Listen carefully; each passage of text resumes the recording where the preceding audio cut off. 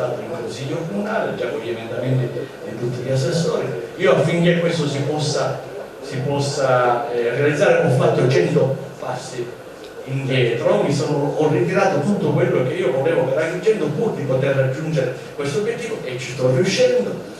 E poi ultimato questo passaggio, si deve fare quello che sta facendo oggi Carlo, cioè tutta la città si deve riunire a guscio e capire che se siamo tutti uniti, tutti forti, tutti insieme, riusciremo sicuramente a cambiare un po', dico un po' la nostra città, non proprio riusciremo a farla diventare europea, però l'unione fa la forza. Ricordatevi che noi abbiamo vinto, ripeto, questa battaglia perché Agrigento è rappresentata con Lampedusa e l'intera provincia, cioè noi abbiamo sommato il patrimonio culturale agrigentino che già è forte con il patrimonio culturale dell'intera provincia, ivi compresa Lampedusa. E ancora vi dirò di più: quando io ho vinto lì a Roma, o meglio Agrigento ha vinto, io non ho pensato a me, io ho pensato ai 9 sindaci che erano davanti a me seduti, e perché mentre io pensevo di gioia loro pensavano di rabbia. Ebbene, io me le sono portate appresso. 2025 sarà il 2025 capitale della 10 città saranno capitali della cultura, perché già ho creato questa rete culturale e turistica, tant'è che il Ministero dei Beni Culturali, mentre ogni anno realizzava il master cantiere città alla singola città che aveva vinto, da quest'anno, forse ascoltando il mio grido, il mio desiderio che ho lanciato qui a Roma, sta organizzando, e già siamo addirittura arrivati all'ultima giornata, sarà a novembre, il 27 novembre, quella che Agrigento, il master a tutte e 10 le città, cioè tutte e 10 le città stiamo lavorando insieme. Cioè cosa vuol dire questo? Che quando il turista andrà ad Aosta, ad Aosta lui vedrà quello che si farà ad Agrigento, quindi sarà curioso, anche se non aveva il progetto di venire ad Agrigento, di venire ad Agrigento. E così viceversa, il turista di Agrigento che per Agrigento vedrà quello che quel giorno si farà ad Aosta e sarà curioso di andare a Aosta, così come Asti, come Assisi, come Orvieto, come Bagnoregio, come Spoleto, eccetera eccetera.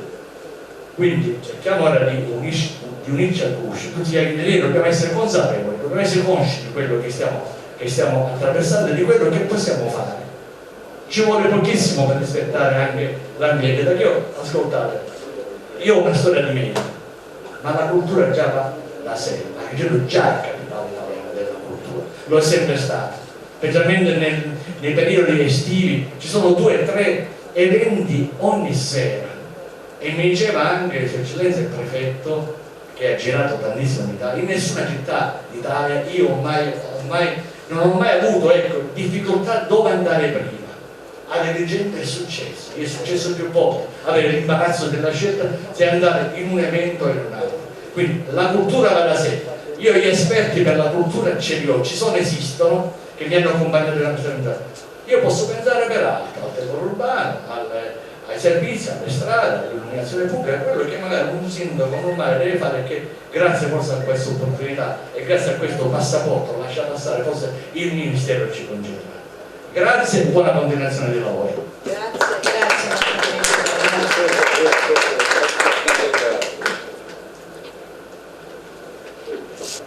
Utilizzo questo per forse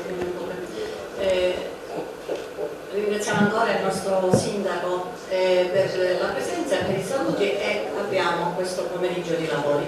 2 parole soltanto, da parte mia come Presidente dell'Ande, oltre si capisce ai ringraziamenti a tutti coloro che siete intervenuti e a tutti i presenti al tavolo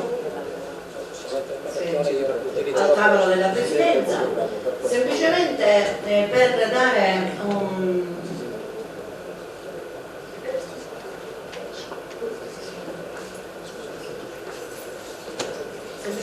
dare una chiave un po' anche di lettura del motivo, della motivazione che ha spinto Ande a questo incontro, a questo convegno oggi pomeriggio. Intanto, come ho avuto occasione di dire, al di là della suggestione del titolo del convegno, nel programma annuale dell'Ande vi è almeno ogni anno, nell'anno sociale dell'Ande, vi è almeno ogni anno un convegno di carattere sul tema economico. Anche quest'anno abbiamo avuto l'apertura dell'anno sociale 2023-2024 già fatta, e anche quest'anno stiamo partendo adesso, questo pomeriggio, con questo convegno che vuole avere e sicuramente avrà un taglio di economia, sui temi di economia. Sicuramente oggi si tenderà a focalizzare la situazione economica e ambientale del nostro territorio e di tutta l'area mediterranea, e avremo modo di ascoltare, di capire quali possono essere le possibilità di sviluppo sia in termini di turismo ecosostenibile, partendo quindi dalla costa del sud. Poi anche un'altra cosa importante sicuramente è l'implementazione di indispensabili infrastrutture, nonché il superamento del divario economico-sociale tra area del nord e area del sud. Quindi, detto questo, in quest'ottica naturalmente va vista la presenza del professore Pietro Massimo Busetta, economista, esperto di realtà che hanno uno sviluppo più lento rispetto ad altre, anche con particolare riferimento al Mezzogiorno, e nonché di autorevoli protagonisti, tutti quindi qui al tavolo della Presidenza, che hanno dato un contributo notevole al progetto Agrigento Capitale, anzi sono stati determinanti, il progetto Agrigento Capitale Italiana della Cultura 2025, che deve essere colta sicuramente come una imperdibile opportunità e come un volano appunto per il nostro territorio. Quindi adesso iniziamo subito dando la parola all'onorevole Antonino Giacavallo per l'apertura dei lavori. E come sempre io ho detto, anche se nel passato quando ci sono i convegni mi dicono che qui siamo tutti di questa casa, io dico sempre tra virgolette padroni di casa, che ringraziamo per l'ospitalità. Grazie ancora, grazie a tutti, e la parola all'onorevole Giacomo. Gentilissima Presidente, si sente? Sì. Gentilissima Presidente, illustri relatori, gentili signore e signori, io ho difficoltà, anche perché non ci sarebbe una grossissima differenza. No, ma che c'è? È un po' originale. Mi consentono di parlare seduto? Era stato. Sì. Io desidero prima di ogni cosa portare non solo il mio saluto personale, ma anche quello del Consiglio di amministrazione del Consorzio Universitario che ho l'onore di presiedere, e ringraziare sentitamente la Presidente, dottoressa De Paolo e Nande, che ancora una volta ci hanno onorato della loro attenzione.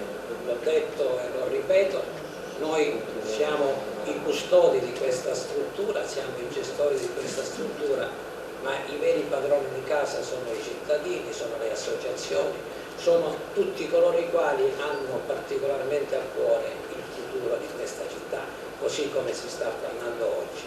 Per la verità mi veniva un pochettino difficile, te l'ho detto Carola, presenziare per questioni legate a questo braccio, e mi scuso preliminarmente se il mio abbigliamento non è consono a quello degli altri relatori e relatura di questo convegno, ma è sicuramente il più adeguato a questa sorta di disabilità, sia pure temporanea, che mi affligge. E a proposito di disabilità, siccome in molti mi hanno chiesto che cosa è successo, in un periodo in cui pare che ci sia la gara per chi la spara più grossa, per dire anche cose inverosimili, anch'io mi voglio abbandonare a questo sport, e vi dico che mi è successo perché mi sono lanciato con un paracadute che non si è aperto e ho dovuto all'ultimo momento aggrapparmi ad un albero, o anche un'altra versione che è più simpatica e più credibile. Durante una scalata nel Monte Bianco sono scivolato, per cui mi sono procurato, ma poi basta chiedere a mia moglie che si scopre qual è la verità.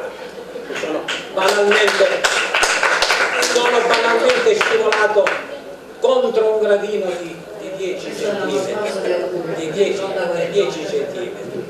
Io sono particolarmente onorato di sedere allo stesso tavolo di illustri relatori, e ringrazio in maniera particolare, non me ne vogliono gli altri, il professore Busetta, che oltre ad essere un insigne accademico, un noto economista di rilevanza nazionale perché non internazionale, tra l'altro Io ho il piacere di ricevere quasi quotidianamente i suoi articoli particolarmente pregevoli, per cui conosco già parte del suo pensiero. Ringrazio il dottor Albergoni, agrigentino di adozione, ringrazio il dottore Pezzino, che mi onora fra l'altro la sua personale amicizia, forte di un'esperienza quarantennale nell'impegno sociale di questa città.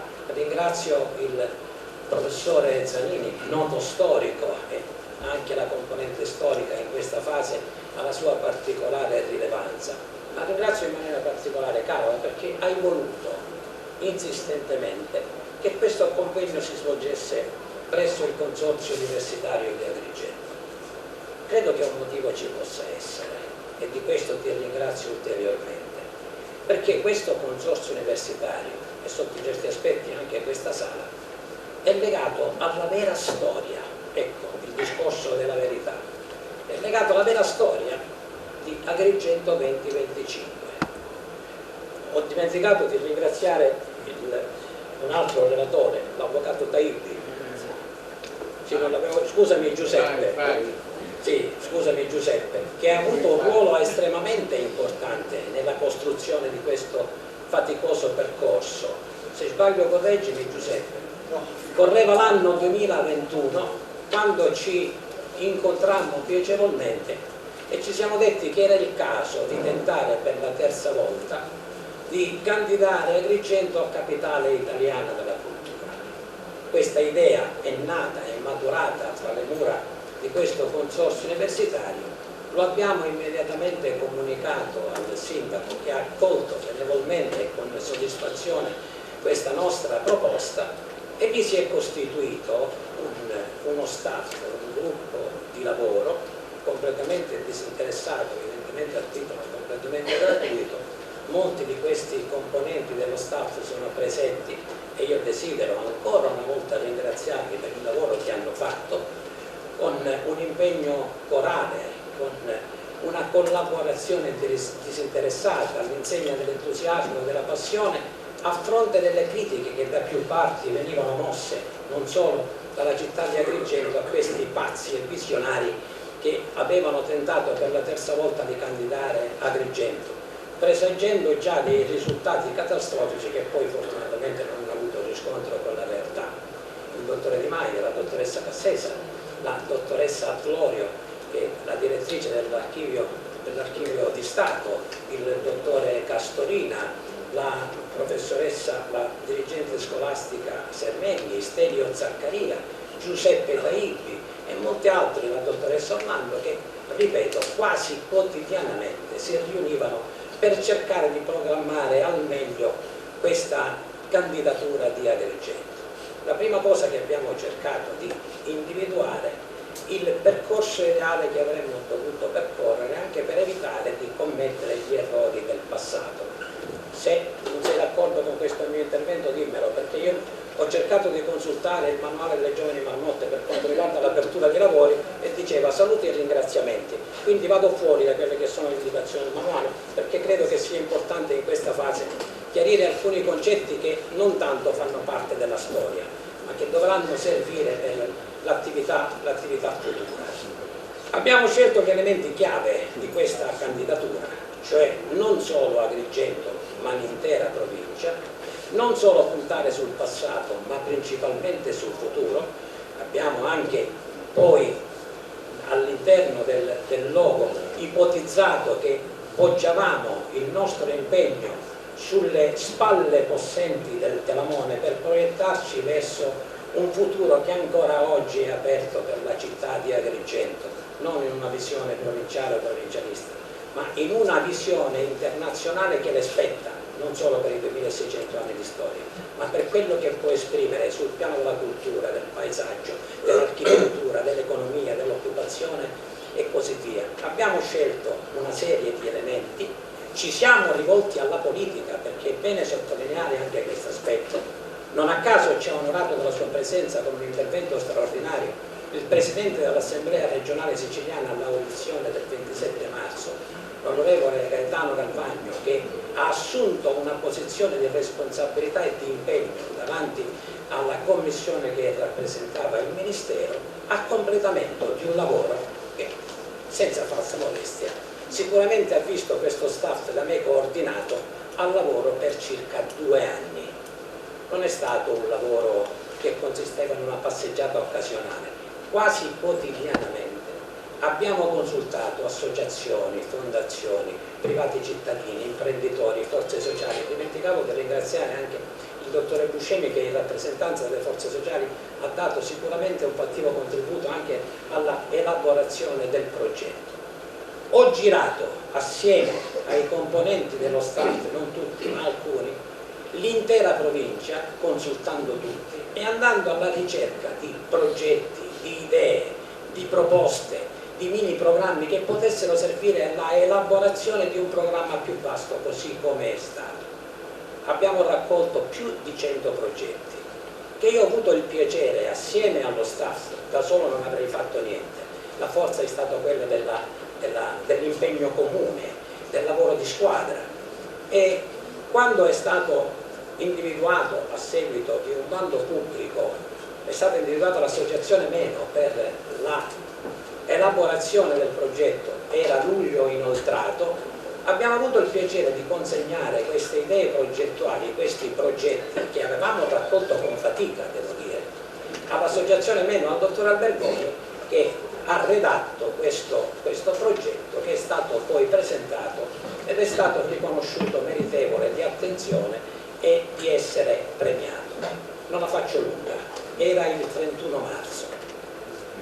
Purtroppo, a fronte di quello che si dice ripetutamente da più parti, si è fatto questo, si è fatto quello, si è fatto quell'altro, sul piano della ufficialità, non me ne voglia nessuno, non è polemica, ma è quella passione, quell'entusiasmo, quella voglia di rendere ancora di più Agrigento protagonista e quella intenzione di risvegliare l'orgoglio degli agrigentini di fronte ad una opportunità storica più unica che rara, che mi fa fare queste considerazioni. Ma ad oggi, a 200 giorni esatti dalla proclamazione, ancora non abbiamo niente di ufficiale.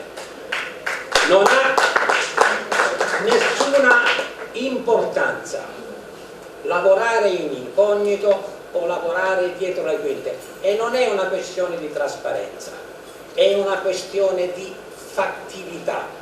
Siamo di fronte ad un impegno sovrumano per Agrigento e per tutta la provincia e sotto certi aspetti per tutta la Sicilia, per cui non possiamo permetterci più di indugiare e di rinviare nemmeno di un minuto. Qua non andiamo verso Agrigento 2025, prima dobbiamo renderci conto che andiamo verso Agrigento 2023 per il periodo che ci rimane per questo scorcio di anno e verso il 2024. Per cui dobbiamo avere le idee chiare, tutti dobbiamo avere le idee chiare sul lavoro che deve essere fatto ieri, non domani. E non possiamo trincerarci dietro i falsi problemi, perché quello della fondazione è un falso problema.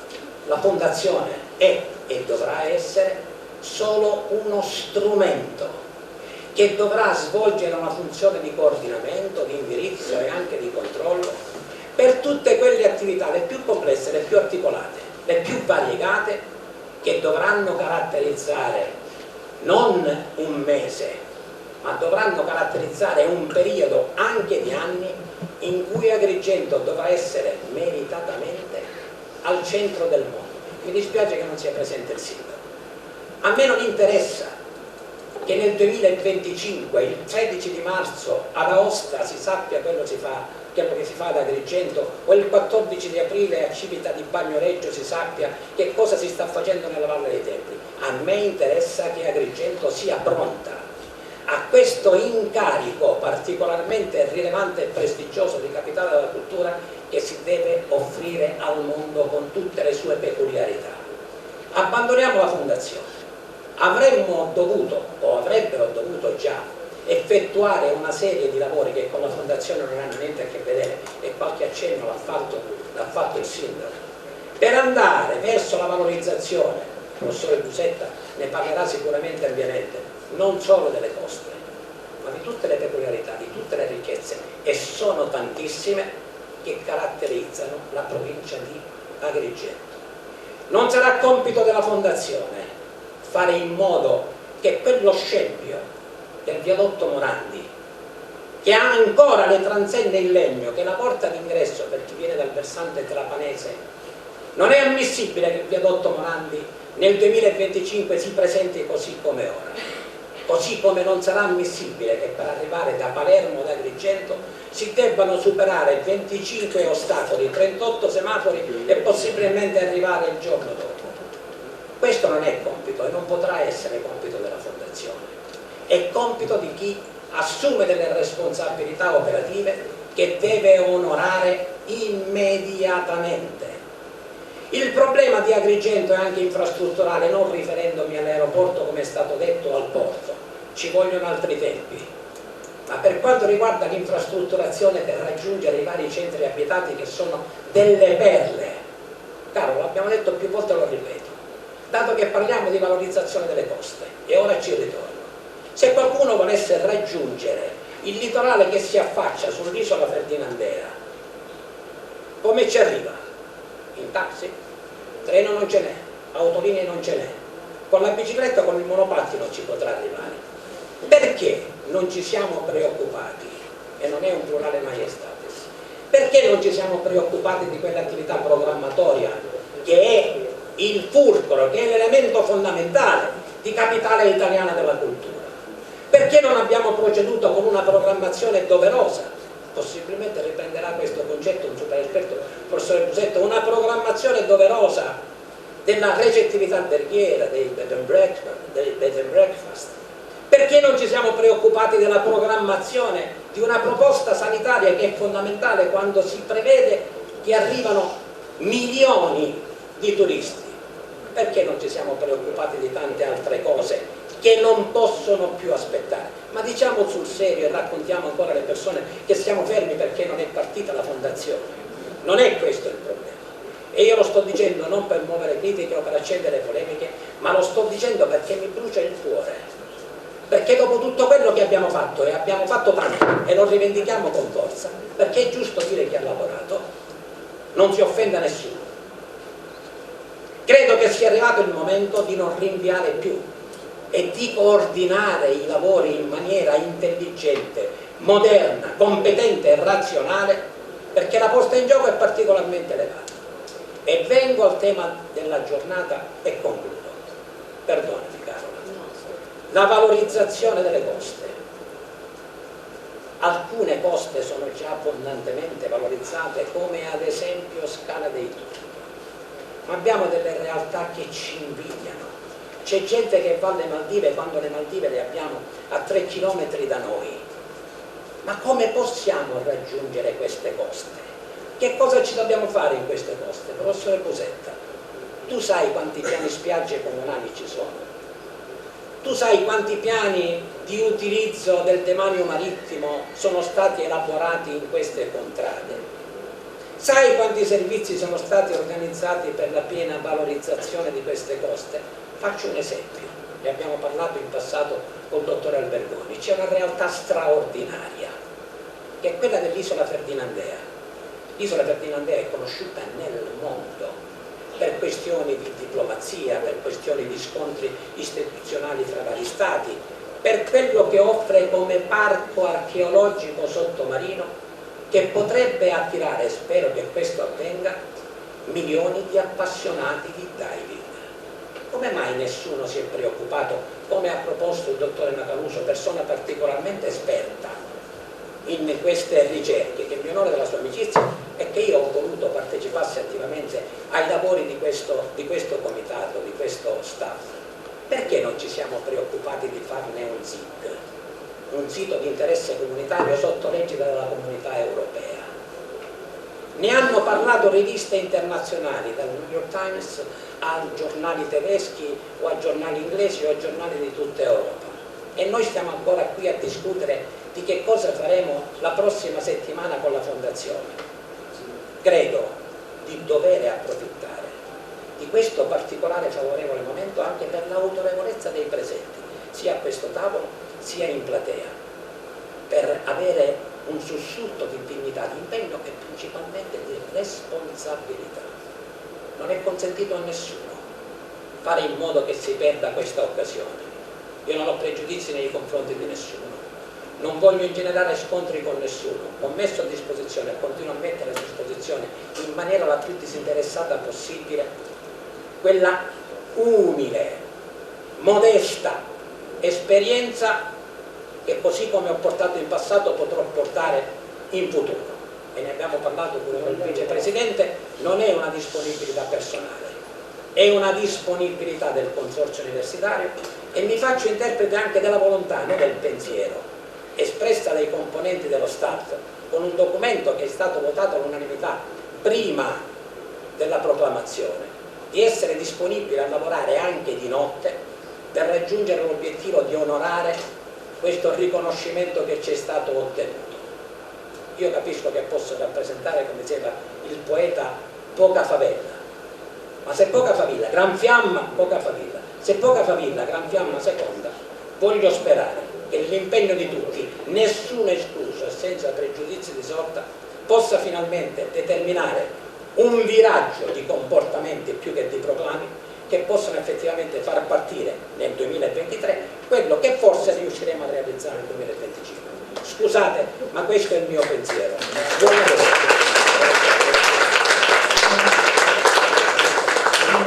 Intanto ringraziamo l'onorevole Mangiacavallo perché ha voluto fortemente lui venire. Io ho voluto sicuramente, come ha detto lui, convintamente questo incontro per discutere tutta una serie di problematiche di carattere economico, programmatico. Adesso vedremo un pochettino, e per fare un po' il punto della situazione del nostro territorio. Sicuramente avremo qui ascolteremo un po' gli illustri relatori, però cogliamo un afflato, diciamo, un intervento fatto con passione, che ci sta tutta per il lavoro che è stato fatto, per l'impegno che lui ha messo, e che sicuramente non può essere preso, perlomeno sicuramente da parte mia e da parte dei presenti, come una critica sterile, ma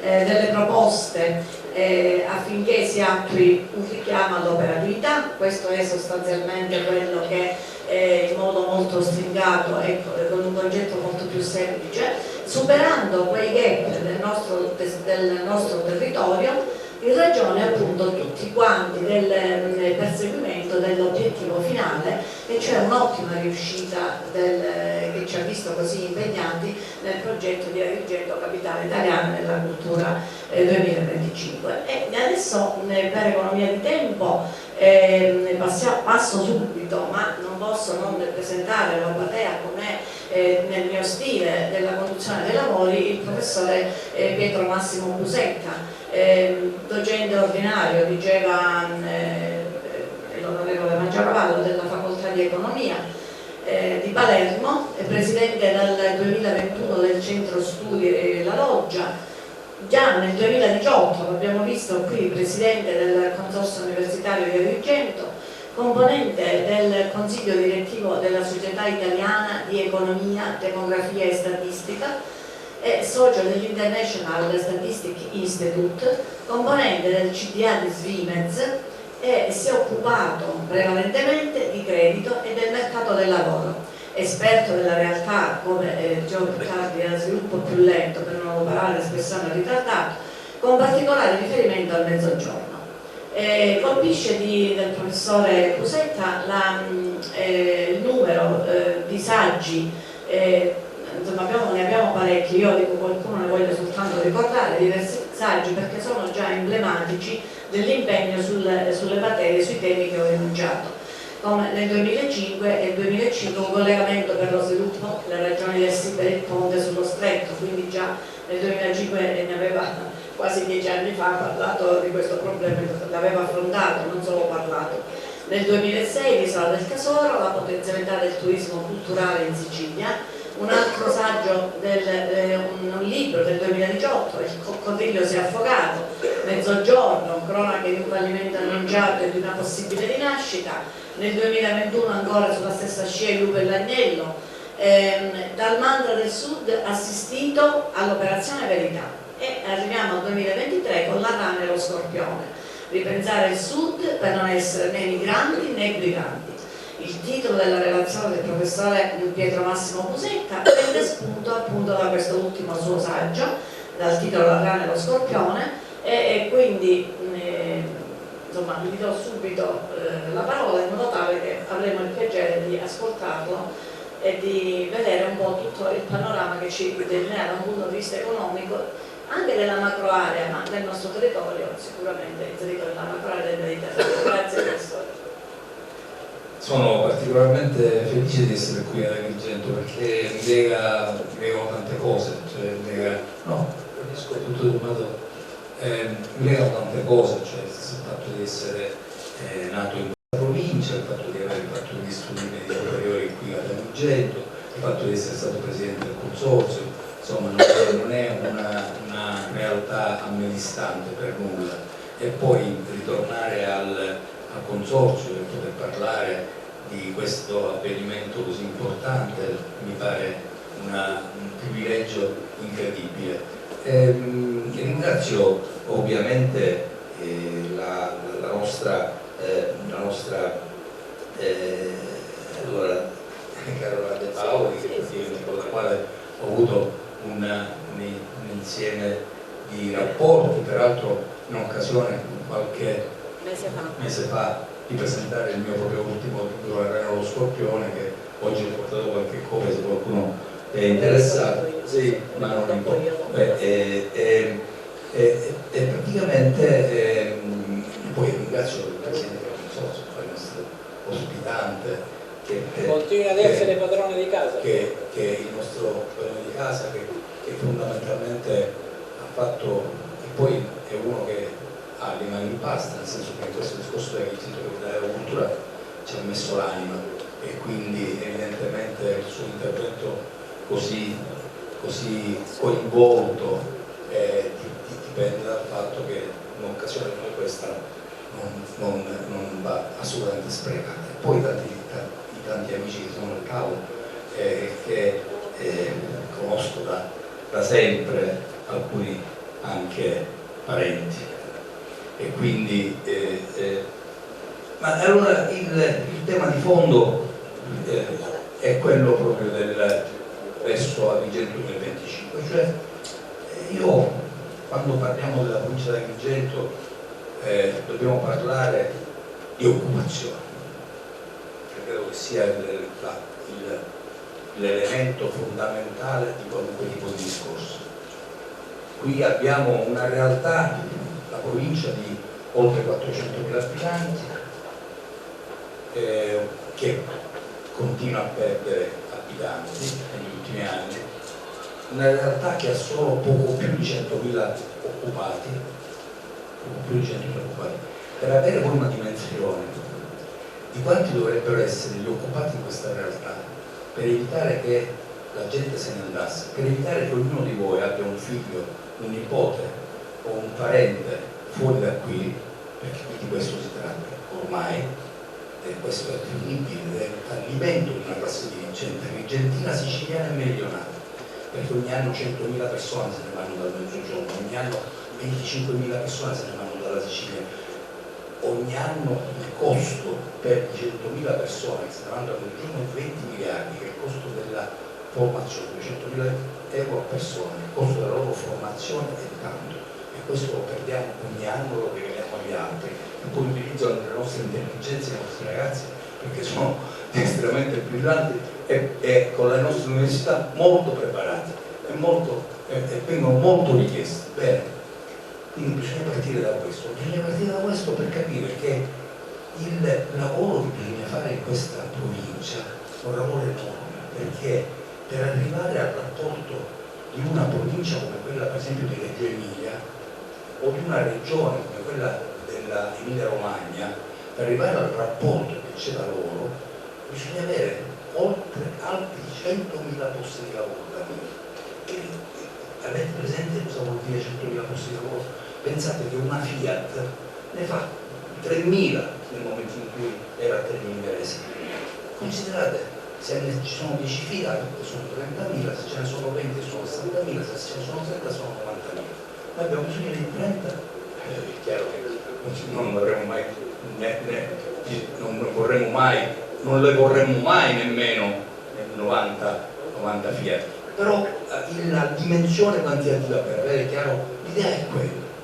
Bene, e allora questo, se abbiamo bisogno di 100.000 posti di lavoro, perché l'obiettivo nostro è quello di fare in modo che i nostri figli possano rimanere a lavorare da noi, se vogliono, anche possono andare via se vogliono, ma che sia mobilità, cioè che uno possa andare via se vuole andare via, possa tornare se vuole tornare, ma che non sia immigrazione forzata, perché invece oggi è immigrazione forzata, io me ne vado a fare già l'università fuori, perché a Bologna così poi trovo subito di lavoro.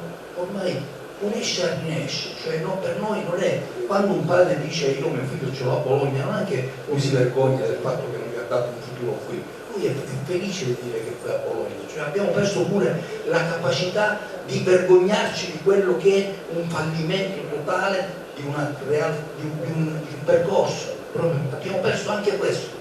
Ora dobbiamo ricominciare a capire che dobbiamo recuperarlo e che il vero successo da parte dei padri, da parte della classe dirigente, da parte della classe politica è quello che la gente possa trovare lavoro. Allora il tema di fondo è quello di capire ma dove si deve trovare questo lavoro? Qual è il percorso? Cioè andare verso il 2025 significa andare verso una occasione importante da mettere sul piatto per dire che questa realtà non può essere più sempre la stessa, non può essere più una realtà di emigrazione, ma deve avere il diritto di restare, cioè il diritto ai ragazzi bisogna dare il diritto di restare, cosa che non abbiamo dato, non diamo più. Allora, perché questo è un diritto sancito dalla Costituzione, perché la Costituzione italiana è la Costituzione fondata sul lavoro, cioè il lavoro è un diritto di ciascuno di noi e certamente non è il lavoro, certo non sotto casa, ma certamente è una realtà vicina, cioè non può essere per forza il lavoro l'emigrazione, perché questo è un qualcosa che riguarda i paesi a sviluppo ritardato come il Marocco, come la Tunisia. Noi vorremmo essere parte di un paese unitario ma che sia sviluppato, visto che siamo il 7° paese industrializzato e visto che dal 1860 l'unificazione politica è stata fatta ma quella economica ancora non è stata fatta. E allora quello che posso dare io come studioso di questi argomenti è quello di capire dove e cosa possiamo fare, perché vedete il tema di fondo è che molti pensano che la provincia di Agrigento potrebbe vivere di solo turismo, questo è qualcosa di fasuolo, non è vero, la provincia di Agrigento non può vivere solo di turismo, perché se abbiamo 100.000 posti di lavoro da creare, ma se noi invece di avere in tutta la provincia di Agrigento 1 milione, c'è qualcuno che può dare qualche dato sul turismo, i dati non ci sono completamente, cioè sono vecchi, arretrati, senza sommerso, quindi fare riferimento al turismo è sempre difficile, ma penso che tutta la provincia avrà 1,5 milioni massimo di presenze, per presenze intendo le notti che si trascorrono all'interno degli alberghi. Ebbene, perché noi, sapete quant'è il rapporto tra presenze e occupati? È il 7 per 1000 più o meno, quindi se avessimo 1,5 milioni sarebbero circa 10.000 posti di lavoro.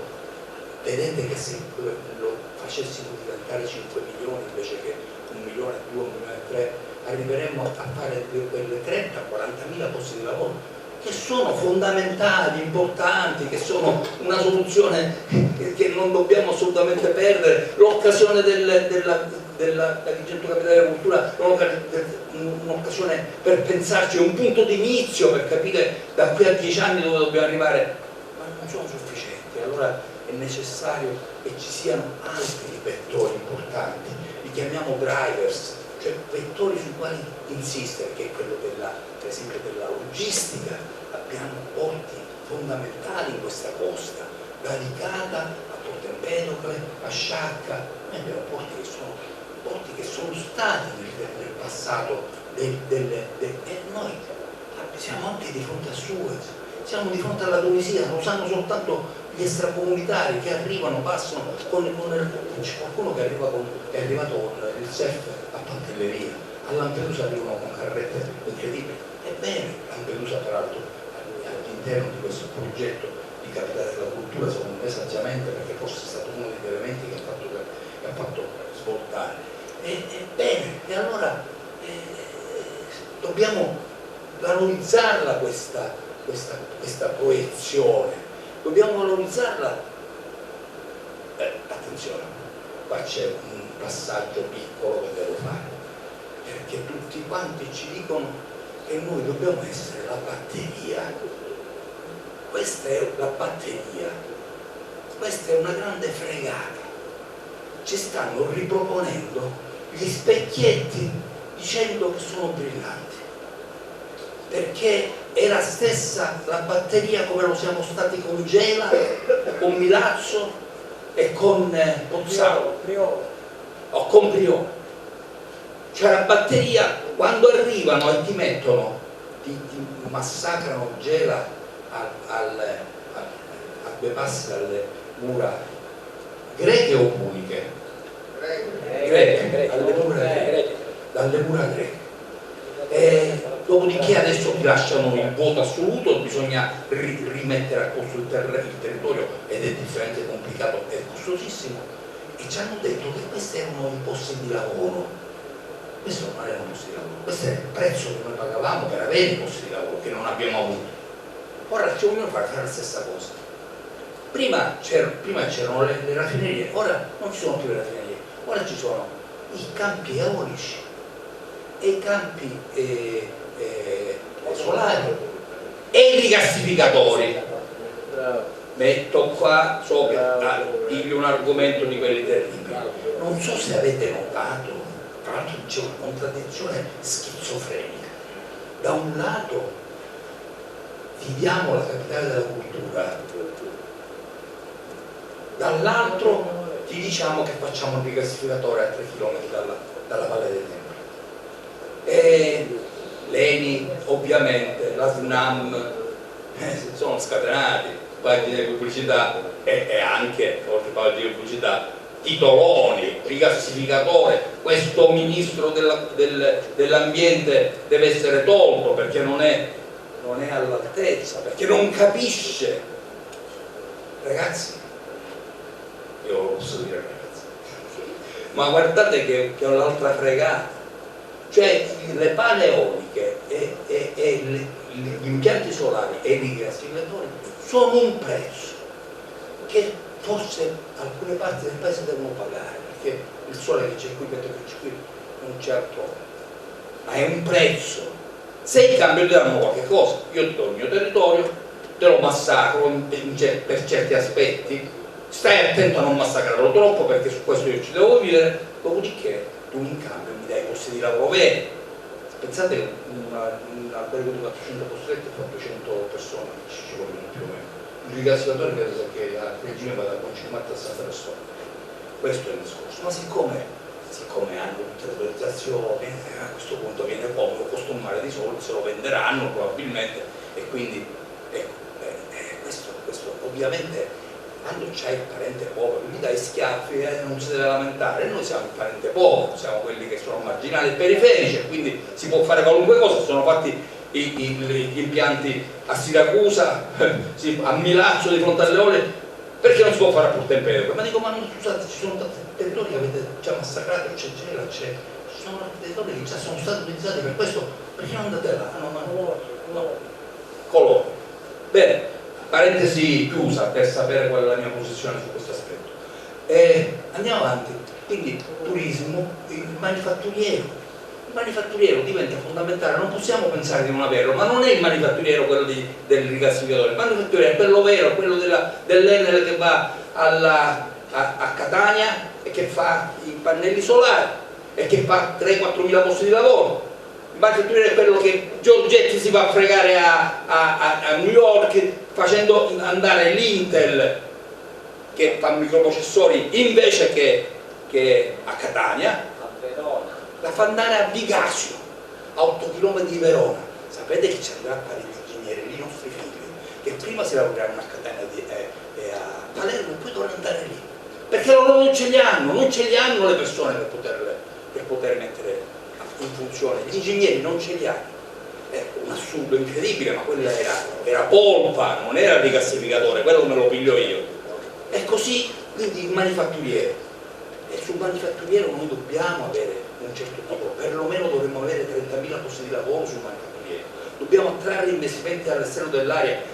Con le ZES c'era la Vanusa che si era in qualche modo candidata, era dentro, ma dobbiamo cercare di far arrivare qui da noi degli investimenti.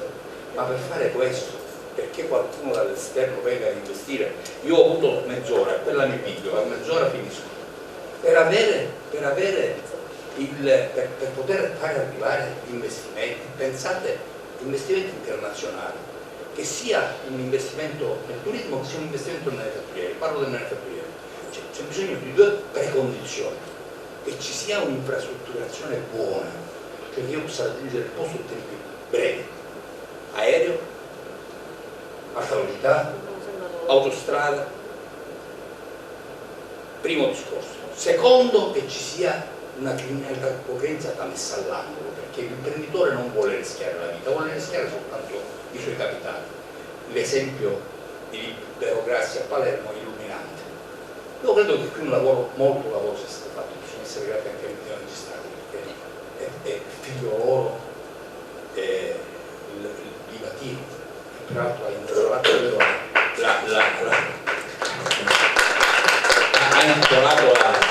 l'aula magna di questo auditorium, di questo consorzio.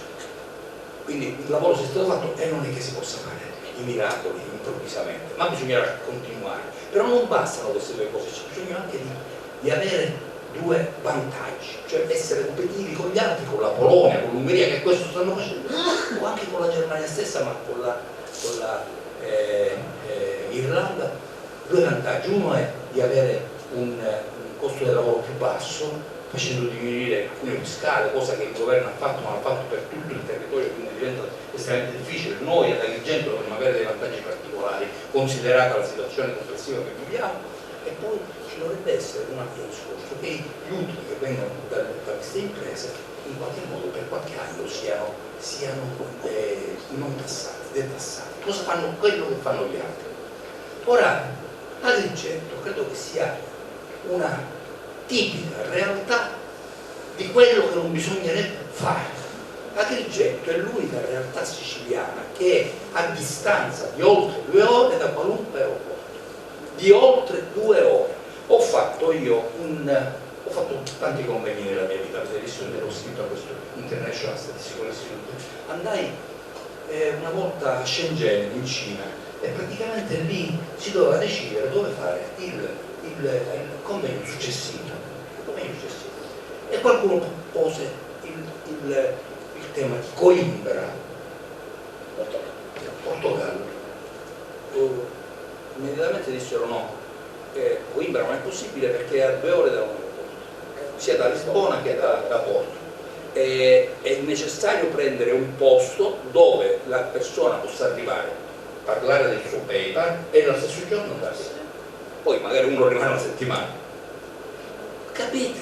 Cioè Agrigento, Valle dei Templi, tutto quello che volete, poi alla fine un convegno non si può fare, un convegno internazionale, di questo stiamo parlando. E qua bisogna bisogna continuare a battere i piedi. Non è possibile che noi facciamo, non puoi tu Stato darmi i capitali della cultura 2025 e poi farmi arrivare in 2 ore, mi devi trovare una soluzione. Dice, ma l'aeroporto non si può fare in un giorno, certo, ma gli americani arrivavano. Bisogna che qualcuno glielo dica allo Stato, però. Sì, qualcuno glielo deve dire, ne parlerò. E che cominciamo a utilizzare i fondi che dall'Europa e col PNRR sono arrivati e che sono ancora ora dice, ma vi ricordate quando siamo in guerra? Le cose si fanno per la guerra. Questa la provincia di Agrigento è in guerra. Perché è in guerra? Perché è isolata. Io sono venuto oggi, ho impiegato 2 ore e mezzo, sono venuto a Sciacca. È isolata, non può diventare capitale della cultura una realtà isolata, perché succede quello che è successo a Matera, pochissimo, ma Matera era una realtà molto piccola. Qui abbiamo 400.000 abitanti oltre 400.000 abitanti in tutta la provincia, quindi questa è un'occasione che deve essere. Gli americani arrivavano e facevano gli aeroporti ovunque, l'hanno fatto a Pantelleria, spianato, l'hanno fatto a Lampedusa, spianato, l'hanno fatto sulle Eolie, a Foca, spianato. Bene, si trovi, dice che sono 5 anni di prove per arrivare ad avere un aeroporto, d'accordo, ma l'aeroporto tu me lo devi dare fin quando non mi dai un'alta velocità ferroviaria che mi faccia arrivare all'aeroporto di Cutaraisi in un'ora, o mi dai questo deve essere il posto. Se tu mi dai una possibilità di arrivare in un'ora, allora a quel punto io posso rinunciare a qualunque cosa, perché l'aeroporto non è un aeroporto per fare arrivare l'Agrigentino a Roma prima, l'aeroporto perché devi fare l'incoming da Helsinki, deve arrivare da Stoccolma, deve arrivare da tutto il mondo. Se non è un aeroporto, Lampedusa insegna, arrivano 25 aerei ogni sabato a Lampedusa, 25 aerei scaricano, sapete che movimento c'è, perché voi lo sapete, perché voi ci siete andati a Lampedusa. Bene, non so, è l'unica, una provincia, un Lampedusa. Abbiamo a fare i soldi per l'aeroporto. Non è mai un problema di soldi, non è mai un problema di soldi. Non è mai un problema di soldi. Uno che viene, ma è possibile mai che uno deve fare un certificato alla Camera di Commercio da Lampedusa, deve andare a Palermo per Lampedusa? Cioè voglio dire, Trapani è collegata con Lampedusa, ma chi c'entra Trapani con Lampedusa?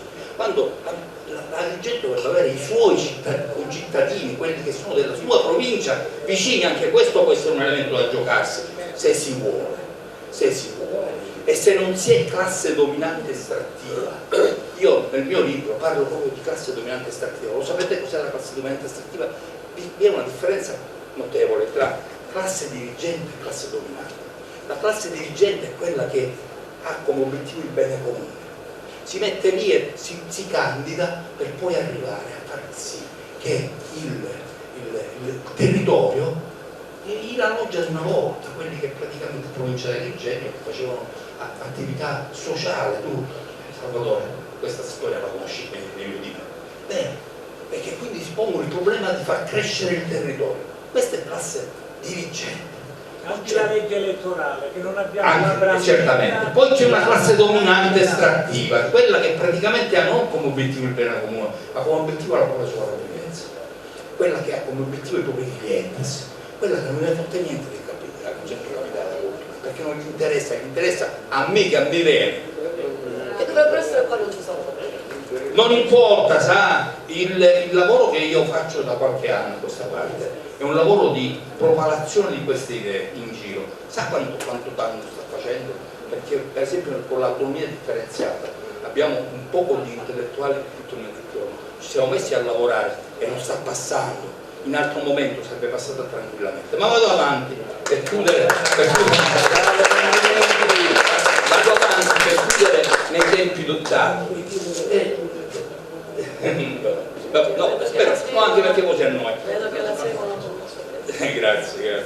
Mi incoraggia a finire il discorso. Va bene, lo finirò. Allora, l'altro tema è quello, quindi, da un lato la logistica.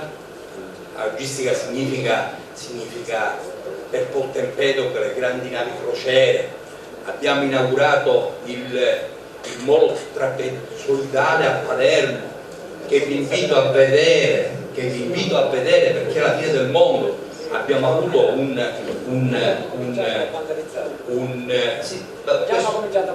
diciamo che questo nel tempo poi si abitueranno anche alle cose belle.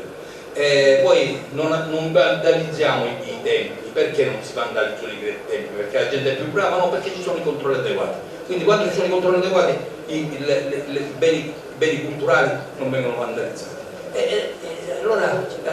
E lì c'è una grande banchina per le navi crociere. Perché noi, se dobbiamo arrivare a 5 milioni di presenze, dobbiamo averle da tutti i lati. Non possiamo pensare a Chiete che arriva e dice che questa è la più bella città dei mortali. Dobbiamo arrivare anche al turismo di numeri. Certe volte abbiamo la forza sotto il naso. Noi non vogliamo Rimini. Rimini sono dei professionisti incredibili.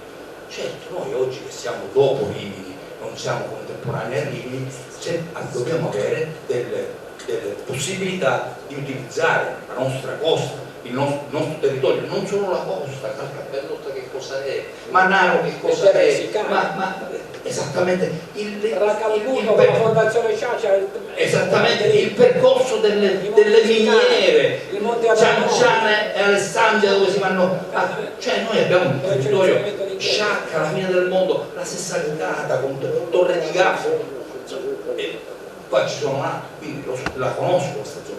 Bene, poi dobbiamo valorizzarla, ma per fare questo è necessario sia il turismo di Latina, che uno va lì ed è la fine del mondo, sia quello dei più, sia quelli dei grandi numeri in zone in cui è possibile che i grandi numeri arrivino e dove arrivino gli investitori internazionali. Io non sto parlando del 2025, sì, sto parlando del 2025, perché questo deve essere la proiezione. Si farà tutto nel 2025? Probabilmente no, ma intanto dobbiamo noi questo utilizzarlo come strumento per avere un piano complessivo, per cominciare a mettere da parte chi vuole essere solo classe dominante estrattiva, perché non ne abbiamo bisogno, perché hanno fatto già i loro, scusate, porci comodi, e ora basta, ora questo il territorio pretende delle risposte, perché i nostri ragazzi se ne vanno fuori, e non può essere solo il turismo, ci deve essere anche l'impresa, perché immaginate un vostro figlio ingegnere, lui magari se ne va un ragazzo figlio di ingegnere a Milano se ne va a Londra per qualche anno, dopodiché si scoccia perché spesso vuole tornare e torna a Milano, trova la possibilità di un'azienda che lo pigli. Noi dobbiamo dare la possibilità al nostro figlio ingegnere di andare a Londra, ma poi di trovare un'opportunità qui da noi se vuole rientrare, perché e questo lo fa solo l'impresa, le grandi imprese, le grandi multinazionali danno queste opportunità, perché non possiamo diventare tutti camerieri e testori di B&B, che sono, non c'è nulla da dire, e soprattutto se riusciamo a fare i camerieri qua e a farci guadagnare 1200 euro qua invece di mandarli a Venezia dove guadagnano sempre 1200 euro e fanno la fame e sono nei containers. Questo e allora quindi il turismo, il manifatturiero, la parte relativa alla logistica, l'agricoltura, ragazzi, l'agricoltura oggi, l'altro ieri Loro Brigida diceva dobbiamo fare in modo che l'agricoltura in Sicilia su 1.300.000 occupati, compresi sommessi, ne occupa 100.000 e continuerà a perdere addetti, perché la bella agricoltura che libera evidentemente dovrà essere fatta sempre con meno persone e con più tecnologia, avrà maggiore valore aggiunto ma sempre meno persone. Non è un'opzione, l'agricoltura è per i paesi poveri. Noi certamente faremo l'agroalimentare, faremo l'olio di altissima qualità che vai a vendere nei mercati internazionali a 50 euro a bottiglia per 3/4, come è avvenuto con Ravità, che poi è nella nostra zona. Farai il vino, venderai benissimo, sì, d'accordo, ma sempre con meno persone. Questo è un po' un discorso complessivo. E allora l'agricoltura non è una risposta funzionale, è un settore importante, è una branca importante, ci mancherebbe altro. La nostra agricoltura, io venivo come dicevo, da Vicenza, c'erano da Palermo parli di viti che sono la fine del mondo, ma poi si poi è Licata con tutte le serre, cioè nessuno mette in dubbio che l'agricoltura sia un fatto importante. Bene, questa è la logica complessiva. E allora in un momento come questo, nel quale ci prepariamo ad andare, io sono andato qualche giorno fa a presentare il mio libro a Procida. Già la scelta di Procida da parte del comitato è una scelta miope, perché essere capitale della cultura è uno strumento importante per moltiplicare le proprie presenze, i propri affari, la propria visione sui mercati internazionali, la visione degli altri e la visione nostra. Se questo non avviene, se questo non era possibile farlo a Procida, perché Procida è una piccola cittadina, con il dottor Albergone abbiamo lavorato insieme da tanto tempo e di queste cose si dovevamo parlare, eravamo nello stesso consiglio di amministrazione con Manifesta, lui era il presidente, il direttore, io ero un consiglio di amministrazione. Ebbene, praticamente, quindi, ma Agrigento c'era tutte queste caratteristiche con i suoi 2000 anni di storia, con una provincia che è incredibile, perché la scopriamo ogni giorno con la Scala dei Turchi, la scopriamo sentivo dell'isola di Andrea, mi pare un'idea geniale, una cosa incredibile che non venga utilizzata, che venga lasciata. Il mondo è interessato, ma il mondo è interessato, ma il mondo è interessato a tutta la Sicilia, è interessato all'Agrigento, è interessato alla Magna Grecia, il mondo è veramente interessato a noi, siamo noi che lo respingiamo, perché certo io se devo venire dall'Agrigento e per arrivare qua ho bisogno di una giornata intera, io tutto sommato, e di un mare di costi, perché non vi ricordate che se piglio la macchina poi la macchina mi costa 200 euro per arrivare da Palermo da Vigento. Allora io praticamente ho tante altre. Ecco, per chiudere questo mio discorso, noi siamo in un momento estremamente bello, estremamente interessante. L'Ucraina ha fatto chiudere completamente i rapporti con la federazione russa. I tedeschi che volevano allargarsi verso di là hanno dovuto avere lo stop, non hanno alternativa, sia per l'energia che per tutto il resto. L'Europa col PNRR comincia a capire che il PNRR, mio caro Presidente, vedrai, sarà una grande fregata, perché il PNRR viene dato. L'ho dichiarato sul piano della ufficialità, sì, anche perché viene creato perché doveva essere il 70%, perché c'è il mezzogiorno, perché c'è Agrigento, perché c'è la disoccupazione, perché c'è un reddito pro capite molto basso. Dopodiché altro del 70%, altro del 40%, continuano a fregarcelo, perché poi hanno scoperto che le nostre amministrazioni comunali non sono all'altezza. C'era bisogno di loro per capirlo, che non sarebbero state all'altezza. E allora dicevo, c'è questa posizione mediterranea. Certo, i venti di guerra che arrivano dal sud est non sono belli questi e però noi abbiamo interesse a portarsi verso questa parte, perché potremmo essere centrali solo allora, e noi siamo a due passi, veramente due passi. Allora l'invito qual è? L'invito è, il fatto è politico, non è tecnico. Agrigento, capitale della cultura, non è un fatto tecnico. Sappiamo tutto quello che bisogna fare, sappiamo tutte le richieste che devono essere fatte, non c'è da chiamare economisti per capire quello che bisogna fare, lo sappiamo, e il fatto è politico. Politico vuol dire che dobbiamo avere la capacità di andare laddove si deve andare per avere quello che ci spetta, ma non spetta solo a noi, spetta ai nostri figli, e noi abbiamo il dovere nei confronti loro di dargli la possibilità che qui possano e debbano rimanere. Grazie.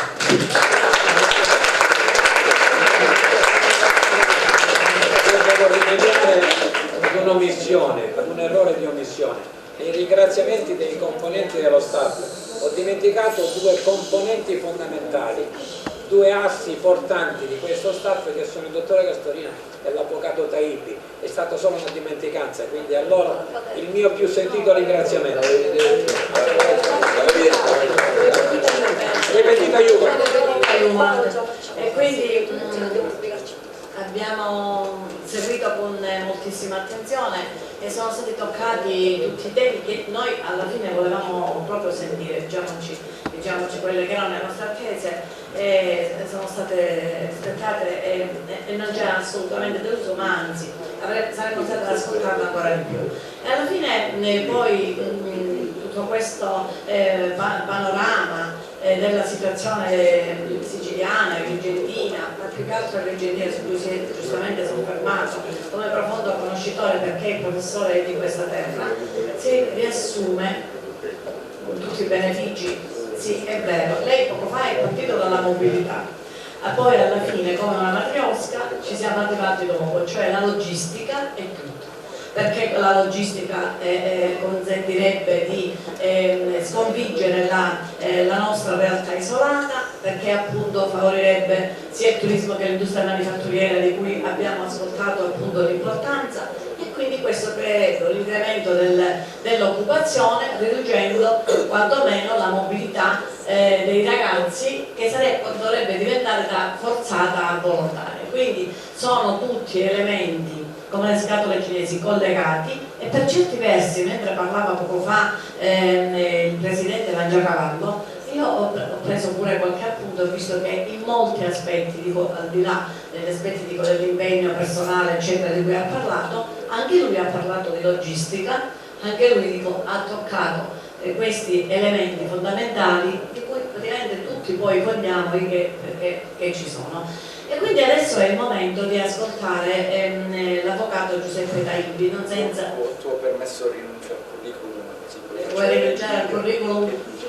Io soltanto 2 righe soltanto, perché avevo preparato una pagina così come avevo preparata ma sempre estraendo, semplificando e mettendo gli incarichi attuali, non quello che era stato fatto. Io semplicemente volevo ricordare questo, ed è importantissimo, che sicuramente è propedeutico alla tua relazione, cioè che è presidente dell'ANAI, Associazione Nazionale Avvocati Italiani, sezione di Agrigento, quello lo sei, insomma, per la professione che svolgi, e che sei capo l'avvocato Taibbi è capo della delegazione FAI di Agrigento, e così come dal 2018 al 2021 è stato il capo e presidente del FAI regionale. Questo lo dobbiamo assolutamente ricordare, che dall'inizio, ma dico solo 2 parole perché altrimenti toglierei il senso al tuo significato. Il FAI si è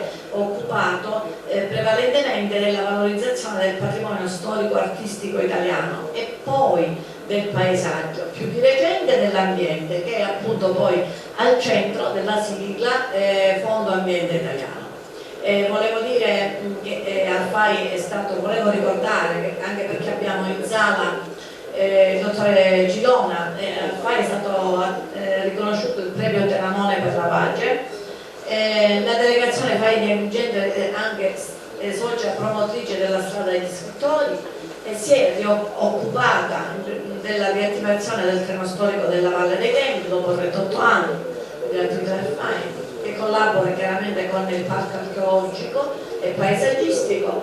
E una cosa che mi è rimasta nel cuore e che è stata realizzata nell'anno 2022 in occasione della giornata mondiale dell'ambiente. Si è inaugurata ad Agrigento la mostra nazionale legata al progetto Genesi, Arte e Diritti Umani, qualcosa di meraviglioso davvero, rinnovo i miei complimenti. Anche la delegazione FAI ha collaborato al progetto di Agrigento Italia, Capitale Italiana della Cultura, e quindi adesso la parola al nostro commissario. Sì, grazie all'Anda intanto per l'invito e grazie a tutti i presenti. Un grazie ulteriore agli amici, compagni di viaggio, ne è andato via, però c'è Roberto, sì, sta rientrando, Roberto Albergoni e tutti gli amici che sono in sala, con i quali abbiamo raggiunto questo grande obiettivo di Capitale Italiana della Cultura. È vero, abbiamo lavorato per 1 anno e mezzo, 2 alla Cremente. Permettetemi, visto che sono in questa sala, anche un ringraziamento, un pensiero meglio al professore Melisenda, che è stato capodelegazione del FAI prima di me, ma che ha portato l'università ad Agrigento. Questo è importante. È importante perché l'università può essere un volano per il futuro. Abbiamo parlato appunto di futuro. Un pensiero, permettetemi, anche a mia madre, che è stata socia fondatrice dell'Ande, e quindi quando vengo qua vengo sempre con il potere. Vorrei partire con un video che abbiamo concordato appunto con Carola, ma che è un omaggio particolare in questa sala ai giovani di architettura, perché guidati dalla professoressa Scavone qualche anno fa hanno realizzato questo video e hanno dato un contributo importante per il dossier che poi ha permesso alla Scala dei Turchi, il progetto Liberare la Bellezza, anche poi di vincere un'importante menzione. Il video dura soltanto 2 minuti, vi prego di stare attenti soltanto al passaggio tra bianco e nero, tristezza e momenti di gioia, e poi anche ai cambiamenti di tono. E qui per l'Università di Architettura c'è la professoressa Cilona, e quindi sono contento anche che possa vedere questo passaggio. Andiamo velocemente.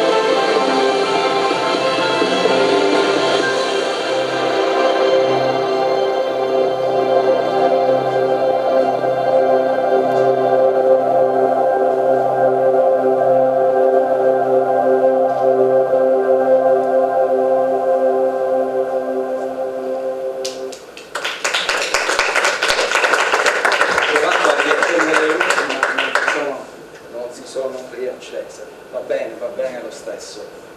Volevo ringraziarvi intanto perché io ho solo 10 minuti, quindi all'interno di questi 10 minuti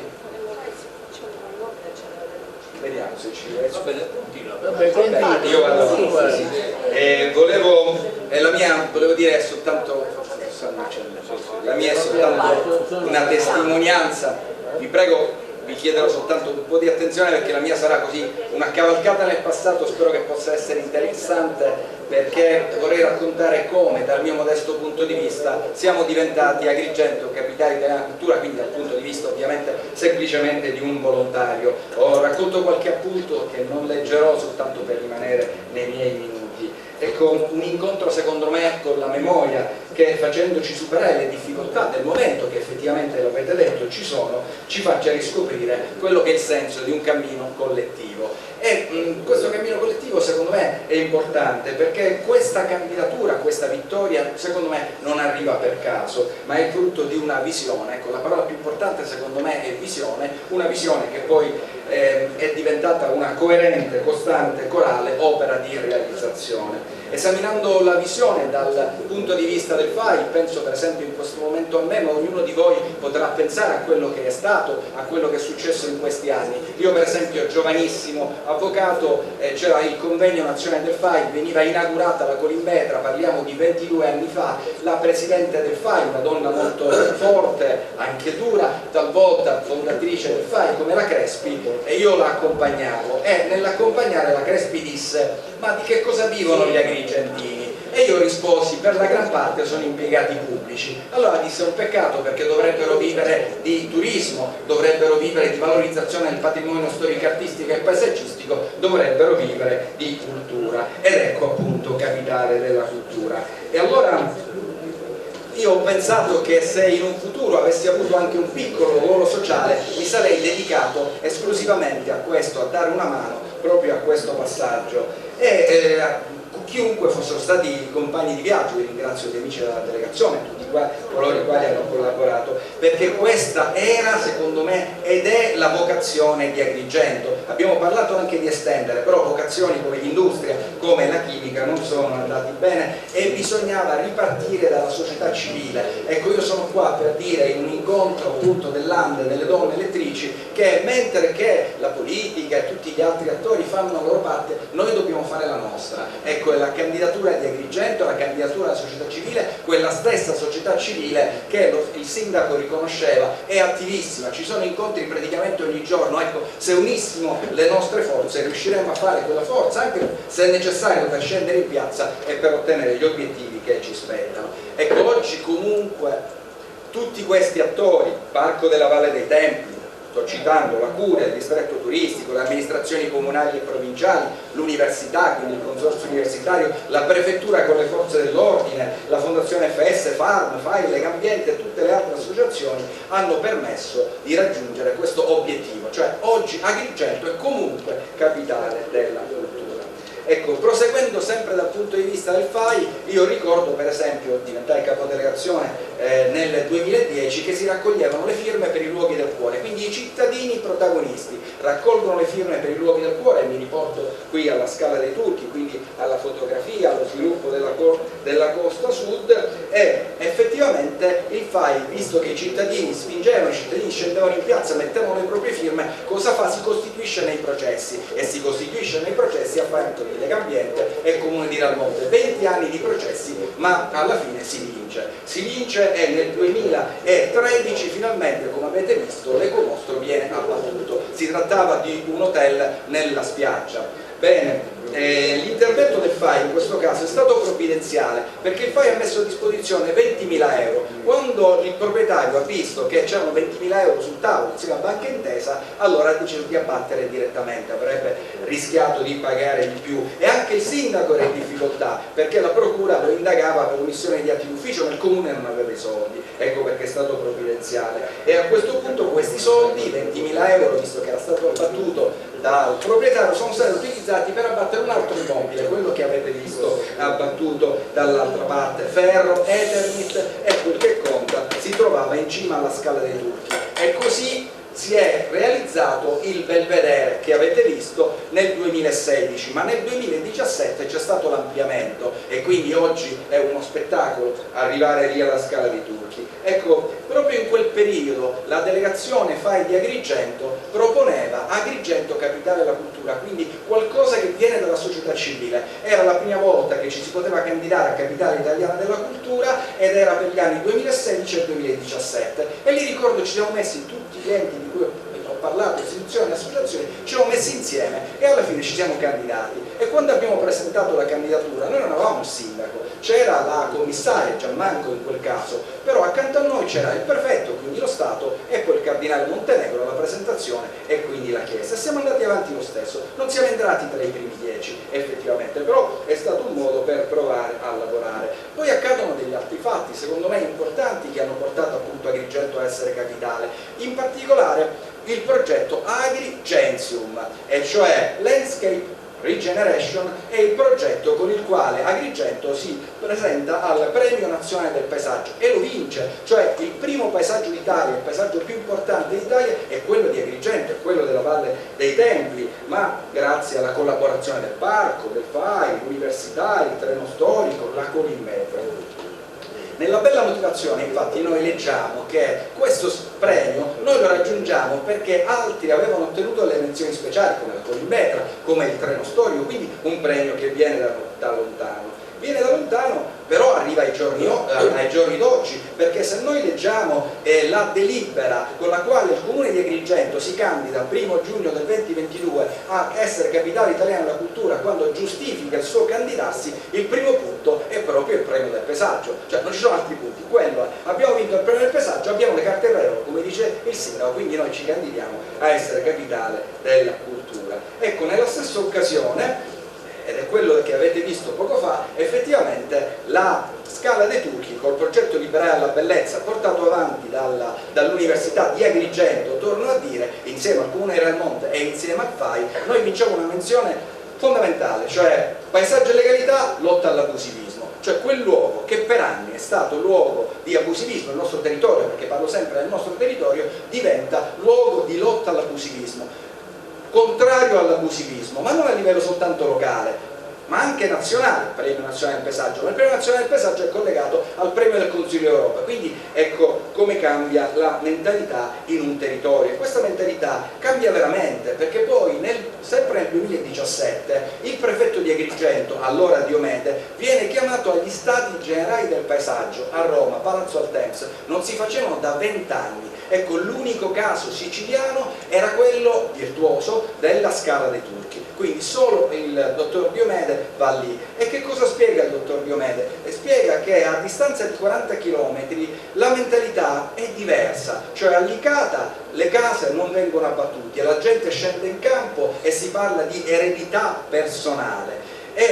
Eppure non erano più proprietari di quei beni costruiti nella spiaggia, perché nel frattempo era stata annullata attraverso sentenze passate in giudicato anche la proprietà. Eppure loro guardano solo all'identità personale, all'eredità personale, mentre da un'altra parte alla Scala dei Turchi, come avete visto, si guarda all'eredità collettiva. Ecco che cambia la mentalità, ecco che il bene comune porta benessere. Oggi in quel territorio, ed è tutto il nostro territorio, abbiamo dei risultati importanti anche dal punto di vista delle presenze, del turismo e via dicendo, tanto che la RAI nel 2018 attesta, venendo ad Agrigento con Licia Colò, che alla Scala dei Turchi c'erano 1 milione di presenze, oltre 1 milione di presenze. Bene, 1 milione di presenze non l'ha raggiunto neanche il parco, cioè la Scala dei Turchi da sola portava 1 milione di presenze, e la stessa Licia Colò, quando entusiasticamente parla di questo tema, dice ecco, quando tutelare l'ambiente paga anche a livello economico, quindi il tema dell'economia, io lo sto guardando dal punto di vista ovviamente piccolo del volontario, però per dirvi che ognuno di noi può fare la propria parte, se ognuno di noi fa la propria parte sicuramente si possono ottenere risultati grandi come quello che abbiamo raggiunto. Nel frattempo la presidenza del FAI arrivava ad Agrigento, fatto storico mai avvenuto prima, l'abbiamo detto, e sempre Agrigento si candidava a diventare capitale italiana della cultura per il 2020. Agrigento in quel caso faceva 2600 anni di storia. Bene, in quel caso il FAI sostiene questa candidatura e l'attuale presidente Marco Magnifico, a suo tempo vicepresidente, va a Roma a sostenere, l'ho fatto anche quest'anno, va a Roma a sostenere questa candidatura e quando esce col sindaco del tempo inventa, diciamo così, col presidente Carantini il museo di città. Che cos'è il museo di città? È la possibilità che partendo dal centro storico e immergendoci nella storia di 2600 anni il visitatore invece che partire dalla valle poi possa visitare un po' tutta la città, possa estendersi a tutta la città. Bene, nella candidatura del 2023 il nostro dottor Albergoni poi citava questo progetto come uno dei progetti principali che sarebbero rimasti nel tempo. Bene, la buona notizia è che proprio ieri il FAI mi comunicava che appunto il comune l'aveva contattato, ma questo poi lo dirà meglio il sindaco, e quindi questo qualcosa si realizzerà e si realizza grazie a un progetto del FAI, il progetto del FAI, e grazie al progetto del FAI arriva il finanziamento perché è un progetto già finanziato. E sempre nel 2018, mi avvio verso la fine, il progetto Agrigensum, candidato per l'Italia al premio del Consiglio d'Europa, vince la menzione sviluppo sostenibile e reintegrazione sociale. Ecco, oggi si parla moltissimo di sviluppo sostenibile, però simbolo di sviluppo sostenibile in Europa oggi siamo noi, è Agrigento, e questo sicuramente è un vantaggio che dobbiamo utilizzare. E proprio all'inizio del 2019 viene ad Agrigento la sottosegretaria Ilaria Borletti, con delega al paesaggio, sottosegretaria del Ministero della Cultura, e decide di presentare la Carta Nazionale del Paesaggio che aveva realizzato al termine degli Stati Generali del Paesaggio, e la presenta non a Palermo, a Catania, ma la presenta ad Agrigento e la presenta con il compianto assessore Tuso. E in quel tempo è rinato anche il centro storico col recupero della via Duomo. Io ricordo Marco Magnifico che diceva: no, e voi non vi potete candidare a capitale italiana alla cultura, avete solo la Valle dei Templi. Quando vede la via Duomo con la cattedrale, il Mudia, la Lucchesiana, Santa Maria de Grecia e tanti altri, ecco, e poi nel frattempo anche il parco che cresce, capisce che Agrigento si può candidare e la sostiene anche nell'ultima candidatura con un ottimo scritto. Il FAI ha anche contribuito all'elegante giardino botanico. Sono stati i cittadini che, vedendo il giardino botanico chiuso, lo hanno indicato come luogo del cuore, hanno voluto che si riaprisse. Abbiamo fatto le giornate del FAI, è stato primo luogo del cuore in provincia di Agrigento e lo abbiamo valorizzato anche con una trasmissione Geo che tutti conoscete e che ha dato risalto e conoscenza al giardino botanico a livello nazionale e anche oltre. Poco fa si parlava del treno storico. Bene, mi dicono che ci sono circa 10 milioni di investimenti, sono comunque una cifra rilevante da parte della Fondazione FS sul treno storico. Ci siamo ormai, tra poco venendo da Palermo, dall'aeroporto di Palermo o dalle grandi navi del comune di Porto Empedocle potremo salire sul treno storico e attraversare la valle. È un unicum questo, è un unicum perché fondamentalmente un treno storico che attraversa un patrimonio dell'umanità resta un unicum. Il FAI peraltro sta investendo anche sulle casette montane che ha comprato sopra la Colimbetra, spendendo delle cifre rilevanti, e si spera che proprio questo recupero possa avvenire entro il 2025, quando peraltro il FAI compie 50 anni. Si è parlato poco fa di progetto Genesi, arte e diritti umani. Era in 4 città soltanto, 4 città importanti: Assisi, Agrigento, Matera e poi anche Varese e Milano, eppure ad Agrigento si è avuta la maggiore presenza, 18.000 persone su 40.000, in questa città assetata di cultura, pronta a comprendere le iniziative più importanti. E di cosa si è parlato? Di temi fondamentali come il tema delle migrazioni, come il tema appunto delle diseguaglianze, perché noi abbiamo Lampedusa, è stato già detto, porta d'Europa, e quindi di questo noi dobbiamo occuparci. Ecco, sono tanti gli esempi che potremmo citare, però la verità è che alla fine questa città si muove, comunque prova a farcela. C'è soltanto da raccogliere tutte queste energie positive che effettivamente ci sono. E perché poi alla fine siamo stati tutti dei visionari, questo voglio ribadirlo. Istituzioni, associazioni, abbiamo lavorato insieme con pazienza, con coraggio, però oggi il risultato c'è, non possiamo essere pessimisti. Oggi in qualche modo noi dobbiamo anche scendere il campo se è necessario, scendere in piazza se è necessario, però ormai siamo capitale della cultura e sono sicuro che se ci mettiamo tutti insieme i risultati arriveranno. E la memoria deve darci forza se noi abbiamo queste capacità, abbiamo raggiunto questi risultati, e allora realizzeremo la migliore capitale italiana della cultura. Il cammino è già segnato, chiunque ci guidi, il cammino è già segnato, è questo cammino che noi proseguiamo da circa 20 anni. Forti di questo sviluppo e di questo processo noi dobbiamo continuare a camminare, istituzioni, società civile, pubblico, privato, e per cogliere al meglio questa occasione che, credetemi, è irripetibile anche per altre città della Sicilia. Probabilmente per i prossimi 10 anni non ci sarà nessun'altra città della Sicilia. È la capitale della cultura, è l'unica cosa, è la cultura che può cambiare la mentalità. Quindi se non siamo contenti della mentalità agrigentina, spesso ci lamentiamo, bisogna ripartire da questa opportunità, bisogna ripartire da capitale cultura. Mi avvio veramente alla conclusione, provando ad alzare un attimo la testa con voi, se me lo permetti, in un'associazione così importante, così attiva, formata da donne elettrici, ma ci credeva anche tanto. Ecco, pandemie, crisi climatiche e guerra. Proprio oggi Papa Francesco, perché non dobbiamo dimenticare che siamo in tempo di guerra, diciamo, di crisi, di pandemie che ci deprime sotto un certo punto di vista. Ecco, e possiamo ripartire dalla cultura. Ci invita a far tacere le armi perché la guerra cancella il futuro, e da Agrigento capitale italiana della cultura deve partire un grido forte, secondo me, un messaggio di pace forte, partendo magari dal Tempio della Concordia, che si chiama così appunto perché cerca di mettere insieme tutti i popoli. E poi infine il tema dell'ambiente. Ecco, fai fondo ambiente, ma la tutela dell'ambiente secondo me è un altro tema per il quale deve partire un messaggio forte. Già nel dossier sicuramente se ne parla, e io oggi voglio fare mia, davvero, e concludo, quella che è l'esortazione di Papa Francesco. Papa Francesco, con la sua ultima esortazione, Laudate Deum, che non è un'enciclica come fu la precedente e quindi riservata un po' a quelli che sono i vescovi, ma è un'esortazione che si rivolge a tutti noi, a tutti gli uomini di buona volontà, credenti e non credenti. L'attuale cambiamento climatico, è importante dircelo, perché poi questi temi sembra che non li vogliamo affrontare, non può essere negato, c'è, purtroppo è colpa nostra, è la rivoluzione industriale accelerato, e quindi è necessario un cambiamento culturale. Dobbiamo cambiare le nostre abitudini e insieme sollecitare grandi decisioni nazionali e internazionali. E il ruolo più importante viene affidato alla società civile, è il nostro ruolo, è il nostro ruolo. Il Papa si dichiara vicino agli attivisti e dice che riempiono un vuoto nella società che dovrebbe esercitare nel suo insieme una sana pressione. E quindi concludo dicendo che nessuno si salva da solo, ognuno deve fare la propria parte, ma dobbiamo recuperare anche la nostra spiritualità, contemplare la bellezza del creato, cogliendo in essa il messaggio divino. Il mondo canta un amore infinito come non averne cura, conclude Papa Francesco. Quindi io con questo auspicio auguro ad Agrigento 2025 il miglior successo.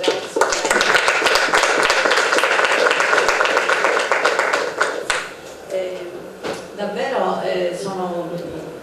mi compiaccio perché il ricordo della mamma, dell'avvocato, la signora Gabriella, è vivo in tutti noi per tutto quello che ha fatto per l'Ande, non soltanto nella sezione argentina ma anche in quella palermitana. E quindi c'è un legame anche personale, scusate se l'ho voluto dire, ma non posso non ricordarla, come d'altra parte ha detto l'avvocato. Una cosa, un concetto emerge forte da questo intervento, cioè la forza che vede tutta la società civile unita, ma la società civile è la forza di questa, è proprio quella che ci ha mosso oggi a stare qui, perché altrimenti non avremmo avuto senso. È vero che tanto nel nostro piccolo ognuno tanto possiamo fare, perché se noi lavoriamo con costanza e con convinzione, come la maggior parte appunto vedo di associazioni, si può realizzare quel cambio di mentalità molto importante a cui faceva riferimento l'avvocato Taimbi.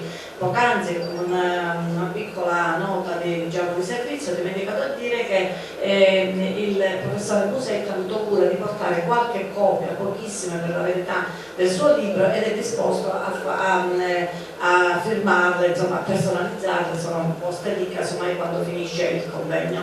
Allora, andiamo adesso al nostro dottore Salvatore Pezzino, continuiamo, giornalista ed autore di alcuni saggi sullo sviluppo del territorio e sulla dottrina sociale della Chiesa, coordinatore del Consiglio Pastorale Cittadino di Agrigento, responsabile della comunicazione istituzionale della Camera di Commercio di Agrigento. Quindi ascoltiamo il dottore Salvatore Pezzino.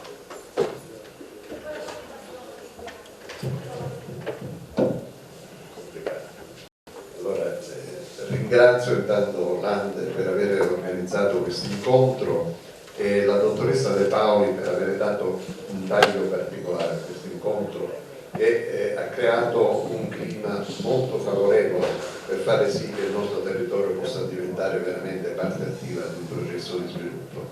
Io concordo perfettamente, non solo con tutto quello che ha detto il professore Busetta, ma sulla conclusione, quando dice che la vicenda è esclusivamente e essenzialmente politica, perché quello che dobbiamo fare lo sappiamo benissimo. E a proposito, ecco, di alcune resistenze da parte della politica che impediscono che territori svantaggiati come il nostro possano avere delle opportunità, mi viene in mente l'intervista che ho ascoltato questa mattina che il professore Busetta ha rilasciato a una brava giornalista. Si parlava di come attirare capitali stranieri sul nostro territorio, su come rendere affascinante questo territorio, e il professore da par suo delineava quali sono le condizioni di base per poter attirare capitali stranieri. Quindi ne parlava poco fa, l'infrastrutturazione del territorio. Ecco qua per esempio, visto che è stato ricordato il professore Benedetta Gianbertoni, che se siamo qua lo dobbiamo a lui, e questa è una infrastruttura immateriale che è fondamentale per lo sviluppo del territorio. Poi naturalmente c'è il problema della sicurezza, ma accanto alle condizioni di base, poi diceva il professore, ci sono anche delle condizioni di vantaggio che sono quelle che incentivano le aziende di fuori a venire nel nostro territorio.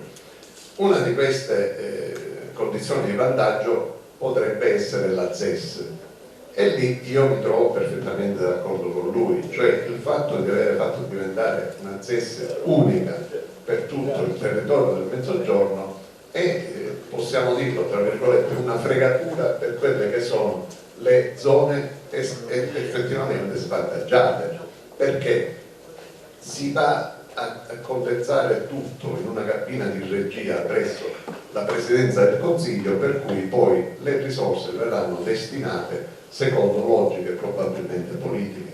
C'era anche l'esigenza certo di cambiare i commissari straordinari delle ZES che non rispondono più a questo governo, quindi una serie c'era da favorire alcune realtà che erano rimaste fuori, quindi questo la dice lunga, perché ecco, la situazione è essenzialmente politica.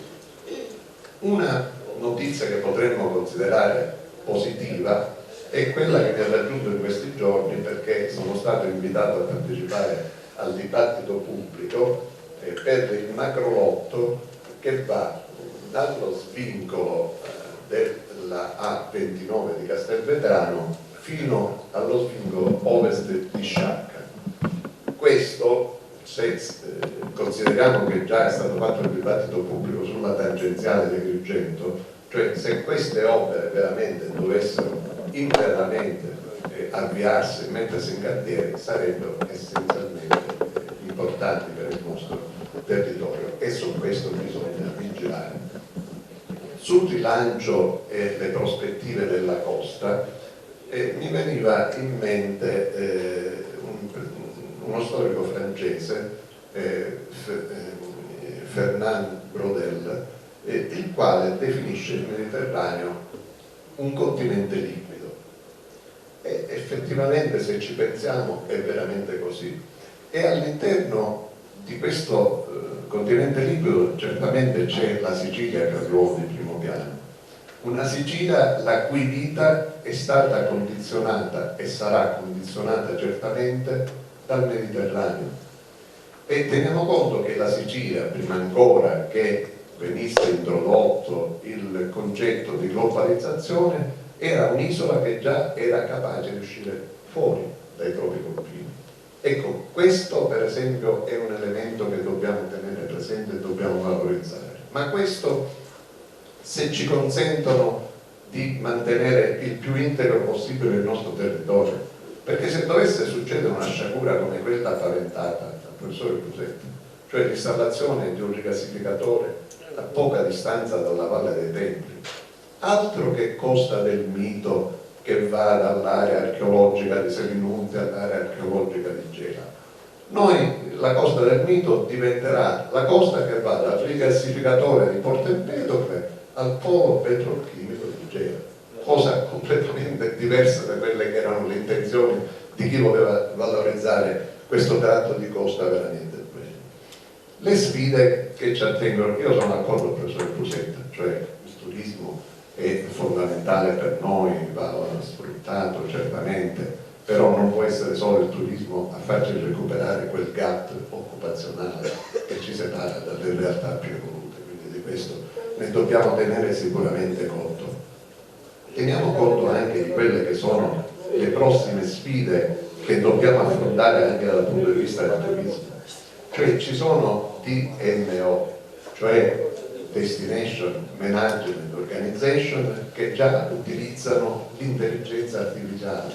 L'intelligenza artificiale sarà lo strumento fondamentale per la transizione digitale e noi di questo ancora non abbiamo tenuto conto, perché queste DMO già sono nelle condizioni di fare delle offerte estremamente competitive, ma l'intelligenza artificiale, il suo uso è estremamente pericolosa per chi non è in grado di offrire servizi di qualità, perché guardate che la gente avrà la possibilità non solo come oggi di andare nel sito dell'albergo, andare a vedere anche attraverso le fotografie, attraverso dei filmati come è organizzata la struttura ricettiva, avrà la possibilità di vedere tutto quello che c'è attorno all'albergo, quindi se ci sono segnali di degrado e tutto il resto.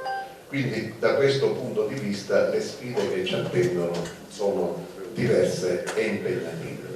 In questo senso, siccome si faceva un riferimento al mio ruolo nell'ente camerale di Agrigento, c'è a questo proposito una piattaforma che si chiama ISNAT, che è proprio a servizio delle imprese del turismo. È una piattaforma che incrocia i maggiori big data, quindi sempre aggiornata, per cui su ogni territorio abbiamo la possibilità di avere un quadro fresco della situazione. E poi, sempre con riferimento al sistema camerale, volevo rassicurare il mio amico il professore Busetta che da Lampedusa nessuno ha bisogno di spostarsi da Agrigento per qualunque servizio della Camera di Commercio, perché non solo è possibile ottenere per via telematica qualunque certificato, ma oggi è possibile anche in via digitale avere la ridimazione dei libri, cioè, da questo punto di vista devo dire la Camera è estremamente avanti. Non volevo io proprio appositamente andarmi a impelagare in una questione di Agrigento capitale della cultura per un fatto di rispetto nei confronti del dottor Bergoni, che molto amabilmente ha raccolto l'invito a essere qui con noi. Ma questo per non metterlo in imbarazzo, perché il dottor Albergoni ha fatto già un lavoro eccezionale nella prima fase e abbiamo ottenuto un risultato che forse nessuno si aspettava. In questo momento io mi rendo conto che il dottor Albergoni si trova in una situazione particolare, perché non essendo stata definita ancora la struttura che andrà a gestire tutto questo programma del 2025, non mi pare il caso di provocarlo o di invitarlo a dire qualcosa che lui certamente per un passo di stile non è il caso che dica. Quindi io raccolgo anche l'invito che faceva l'avvocato Taglitti a lavorare tutti per questo risultato, società civile, istituzioni. Mi è piaciuto molto questo inserimento dell'avvocato Taippi che ci ha riportato al concetto della bellezza, che è qualcosa che ci può aiutare molto. Diceva bene poco fa il professore Busetta, quando si è detto che il monotrapezoidale così bello è stato già deturpato, e tu hai detto prima o poi ci abitueremo al bello. Ecco, questa è una cosa importante, perché ancora ci dobbiamo abituare al bello. Sapete io dove me ne accorgo, per esempio a volte al teatro, che mi rendo conto che ecco, ancora non siamo tanto ben educati anche a frequentare un contenitore come il teatro, perché ci sono a volte degli episodi veramente imbarazzanti durante le rappresentazioni teatrali. Non si capisce bene quando bisogna applaudire, si fa un grande uso di telefonini, non tutti spengono il telefonino prima di entrare a teatro, a volte ci sono delle performance da parte degli spettatori che sono veramente imbarazzanti. Io credo sono sicuro e ve lo ricordo, il 1° gennaio del 2025 comunque arriverà. Questa è una certezza. Poi dipende da noi prepararci a questa data nel migliore dei modi. Guardate, leggevo il resoconto dei primi 6 mesi di Brescia e Bergamo, che quest'anno sono capitali della cultura. Nei primi 6 mesi hanno avuto un aumento di presenze di quasi di oltre il 50%. Hanno celebrato nei primi 6 mesi più di 1100 eventi, cioè stiamo parlando di 6 eventi al giorno. Hanno coinvolto più di 1000 volontari. Ecco, dico queste cose perché io mi auguro che quanto prima, per esempio, si possa intervenire anche in questo senso, perché coinvolgere per esempio sul territorio 1000 volontari sarebbe una cosa importantissima, fondamentale, non solo per dare il senso del coinvolgimento di tutta la popolazione a collaborare alla riuscita di questo evento, ma soprattutto perché sarebbe un segnale bello di una comunità che partecipa a pieno titolo alla celebrazione di questo evento. Allora io ritengo, e concludo, che se noi ci muoviamo con questo spirito, ecco, se l'approccio a questo evento importantissimo e irripetibile, come è stato ricordato, lo facciamo con lo spirito di questa sera, con questa disponibilità al confronto, con questa disponibilità a collaborare, con questa disponibilità a cercare di tenere alto il prestigio del Agrigento,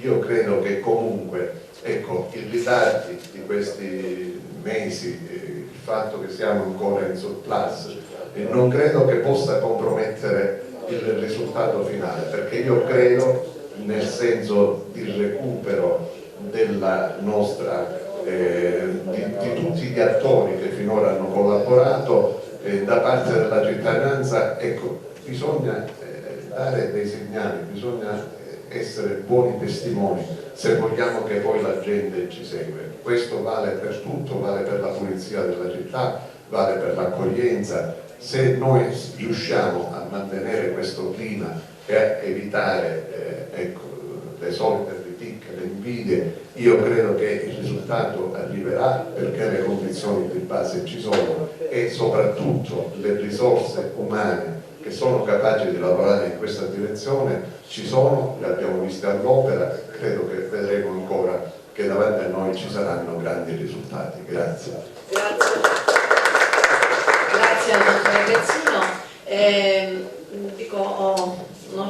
Per economia di tempo, perché tra l'altro qui l'aula deve chiudere, il professore deve rientrare, procedo ad una brevissima scheda di presentazione del dottore Roberto Albergoni, tra l'altro abbiamo anche il dottore Zanini a stringere un attimino per essere magari fuori per le 8:15 massimo.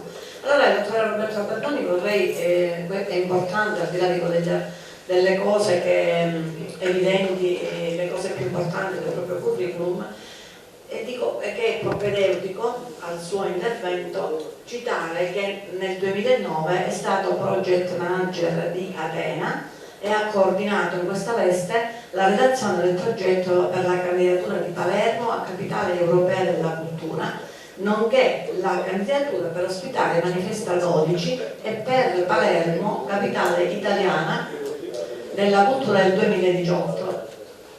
Dal 2016 al 2020 è direttore generale della Fondazione Manifesta 12 di Palermo e coordina il team internazionale per la realizzazione della Biennale. Attualmente è presidente, lo sappiamo tutti, dell'associazione MENO, Memorie e Nuove Opere, che promuove la connessione tra il patrimonio culturale materiale ed immateriale e le nuove forme di produzione artistica contemporanea. E naturalmente ha curato, lo sappiamo tutti, la progettazione per Agrigento, la capitale italiana della cultura, e ha curato, forse ancora se ne sta occupando, il progetto per Bernalda, capitale italiana della cultura 2026. Grazie. Grazie Presidente, grazie Professor De Paoli per l'invito, particolarmente gradito. Per l'invito ringrazio anche il Professor Busetta che mi ha coinvolto insieme al Dottor Pensino.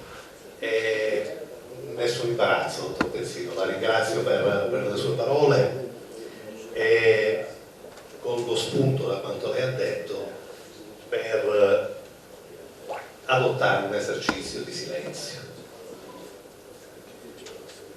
Non condivido molte cose che ho ascoltato, quindi il silenzio, diciamo, è una condizione che ci consente di passare invece a quello che è l'oggetto dell'incontro di oggi e della conversazione odierna. E oggi, grazie alla relazione del professore Busetta, a volte ti scattano delle cose semplici in testa, come se le avessi dentro da un po' di tempo, e però improvvisamente qualcuno ti consente di vederle. E seguendo il tuo intervento e pensando a cosa poter dire rispetto alla dimensione culturale di un progetto come Capitale Italiana, o in genere dei ragionamenti che solitamente vengono fatti su quelle che sono le ricadute economiche dei progetti culturali, e ripensando anche a quello che abbiamo scritto nel dossier di candidatura di Agrigento Capitale Italiana, credo che la cosa più corretta sarebbe quella di invertire i termini, cioè passare dal concetto di economia della cultura al concetto di cultura dell'economia. Non c'è dubbio che i progetti culturali possono avere, ed è bene che abbiano, ricadute economiche. Io rifiuto l'idea che qualsiasi progetto culturale debba averle, perché un paese evoluto come l'Italia deve anche concedersi il lusso e la possibilità di tutelare beni che non hanno nessuna possibilità di offrire ricaduta economica e di determinare processi di crescita culturale che non hanno effetti economici immediati. A quello non si può rinunciare. Ciò non toglie che quando gestisci un luogo come la Valle dei Templi o altri luoghi simili o musei di particolare pregio, devi porti il problema di come avere dei ritorni economici, perché questo possa essere un elemento anche di sviluppo del territorio. Però senza finzioni. E il professore Busetta ci invita a evitare l'illusione e la finzione che l'intervento, che l'essere ricchi in termini culturali, di patrimonio culturale, sia la possibilità di superare un problema di disoccupazione, di sottosviluppo e di povertà che in alcuni casi va aumentando. E nemmeno soltanto gli effetti turistici di tutto questo determinano un'inversione. Vanno comunque perseguiti, è un lavoro che va comunque fatto, ma il tema che dicevo all'inizio dell'inversione di senso e quindi di capire come la crescita culturale di un territorio possa determinare effetti economici di lungo termine, perché è capace di cambiare il modo di pensare delle persone, le prospettive delle persone e il rapporto delle persone all'interno della comunità e tra la comunità che le stesse creano e le comunità esterne. Questo vale per l'internazionalizzazione, vale per il modo di presentarsi agli altri quando vengono, vale rispetto a riconoscere che processi come quello di Capitale Italiana possono essere generatori di ulteriori processi, possono essere e devono essere acceleratori di processi che, basati sulla cultura, non sullo sfruttamento delle risorse culturali, ma basati sulla cultura, possono produrre dei cambiamenti in grado di attrarre investimenti, in grado di creare le condizioni per cui un investitore non scappi. Il professor Busetta ha seguito le vicende di Manifesta a Palermo all'interno del Consiglio di amministrazione.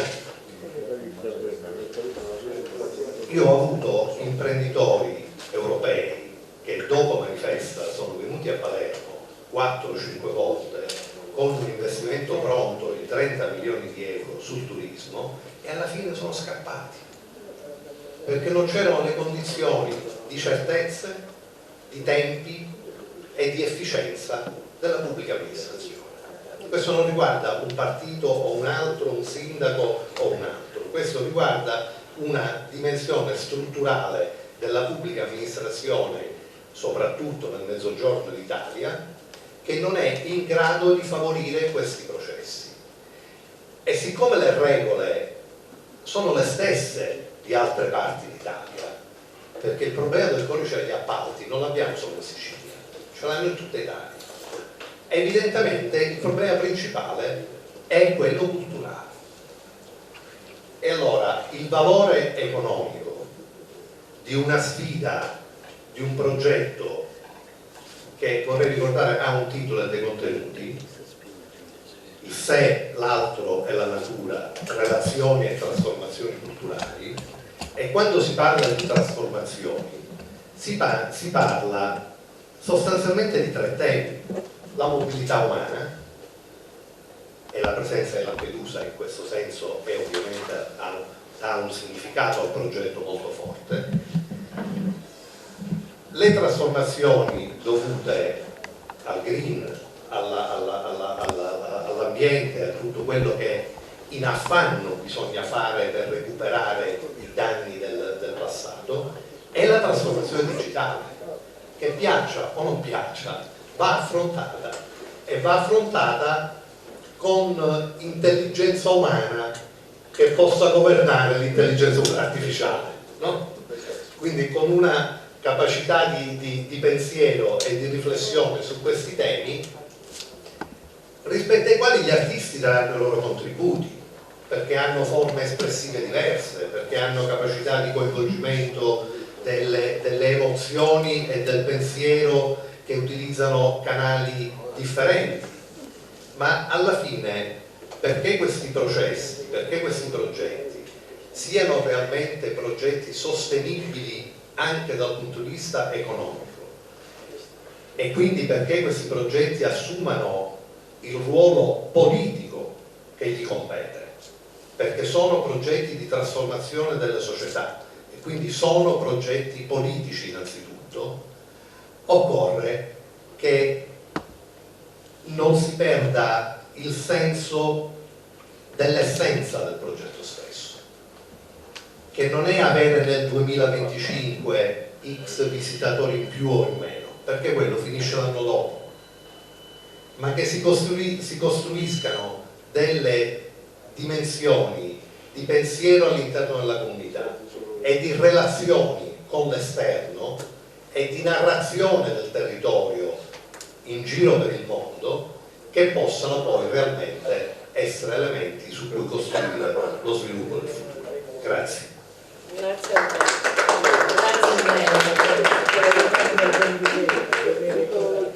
Grazie. Adesso concludiamo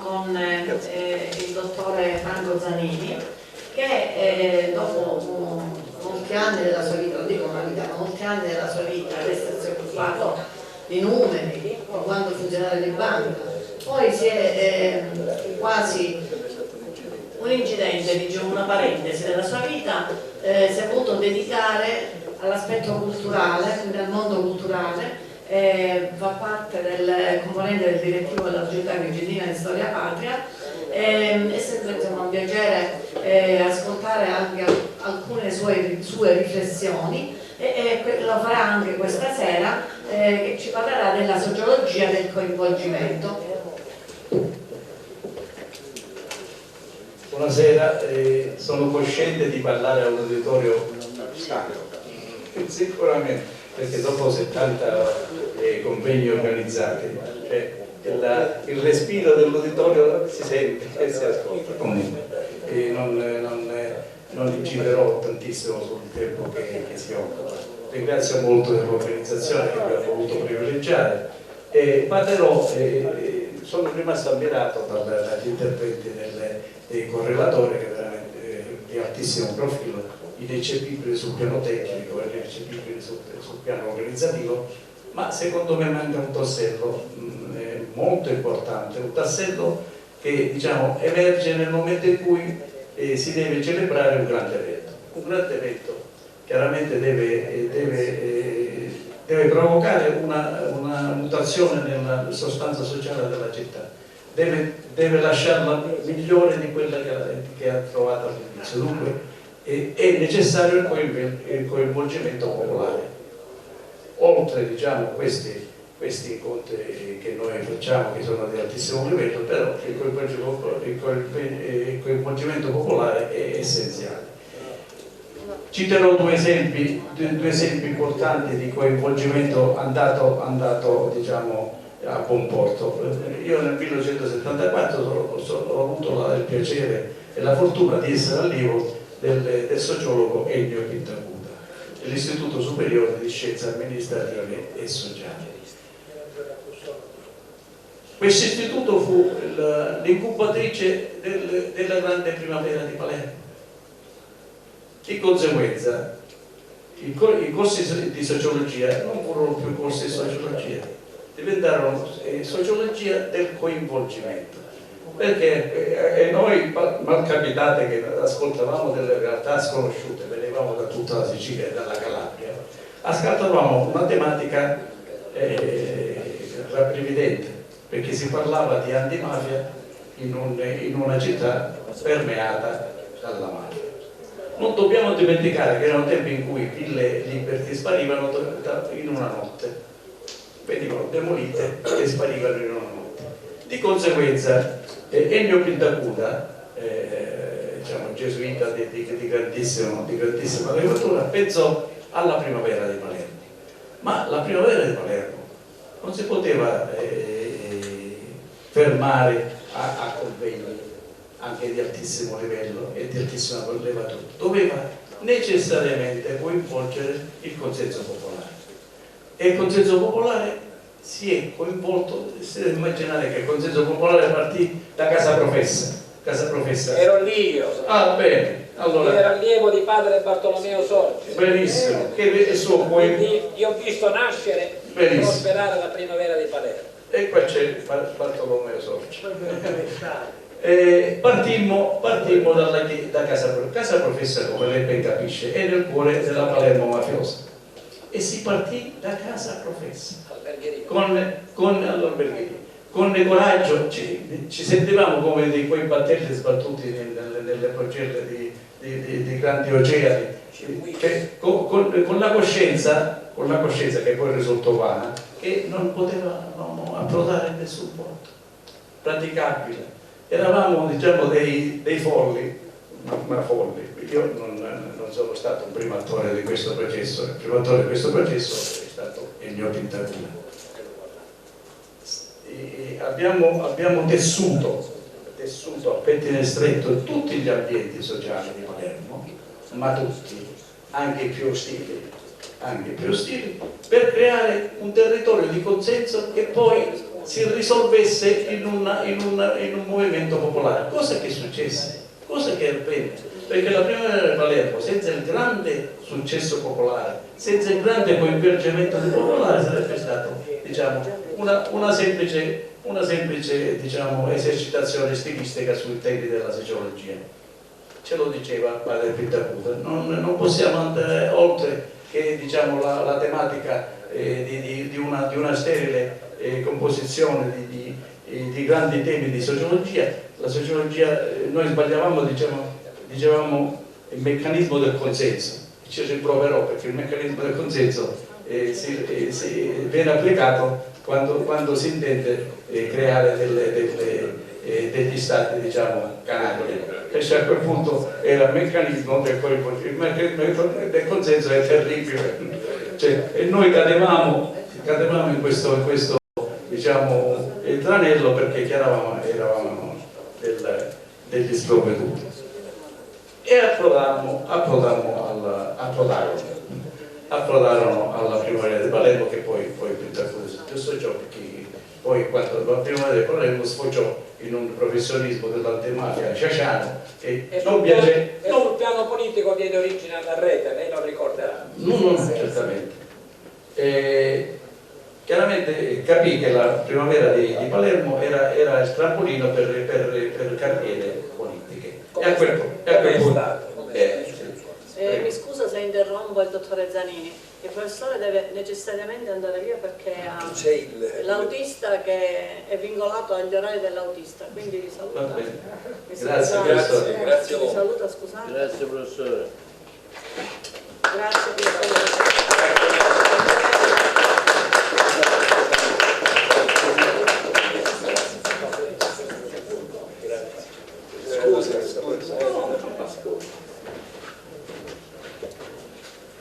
E questo fu un esperimento di coinvolgimento sociale che andò a buon porto. Un'altra brevissima citazione è chiaramente è obbligatorio parlare del Festival dei Tre Mondi di Spoleto. Altro esempio mirabile, straordinario di una piccola cittadina che attirò su di sé le attenzioni di tutto il mondo. E praticamente lo dobbiamo al buon Giancarlo Menotti. E Giancarlo Menotti capì che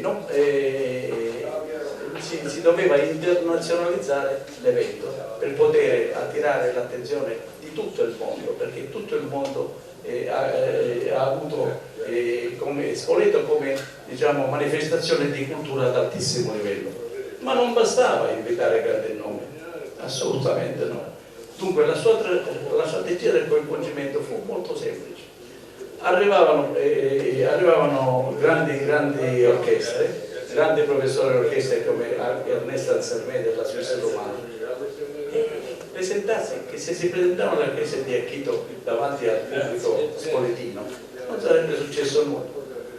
La strategia di avvicinamento è stata che tutti gli orchestrali, giorno per giorno, sera per sera, percorrevano le strade, frequentavano i ristoranti, frequentavano tutte le forme associative di questa piccola città di Spoleto, che entrarono nel cuore dei cittadini, che quando Ernesto Ansermet fece una memorabile edizione del Bolero, perché si sceglievano, diciamo, pezzi facili naturalmente, non si faceva scegliere niente di particolare, gli applausi furono, diciamo, sterminati, perché ognuno di loro riconosceva il vicino di casa, riconosceva il commensale, riconosceva l'ospite in casa sua, che era diventata a Spoleto, diciamo, un albergo diffuso. A quel punto, diciamo, l'affezione del mondo al Festival di Spoleto fu grandissima. Si deve immaginare che un grande direttore dell'orchestra come Thomas Schippers volle essere sepolto nella piazza principale di Spoleto. Cioè, chi veniva da una realtà americana, immagino, dispersiva e di grandissima, diciamo, non proprio concentrata sulla cultura di altissimo livello, Schippers ha deciso e ha scritto nelle sue memorie finali di essere sepolto nella piazza centrale di Spoleto. questi brevi riferimenti a cosa servono? Nel senso che è bene costruire le fasi tecniche di un evento così grande, di un evento veramente straordinario, irripetibile, che ha diciamo, coinvolto il centro. Però se non c'è il coinvolgimento popolare che noi dobbiamo creare, creare con tutte le nostre forze, Agrigento rimarrà sempre quella che era prima del fenomeno. Dunque a questo punto il coinvolgimento popolare diciamo, sarà obbligatorio.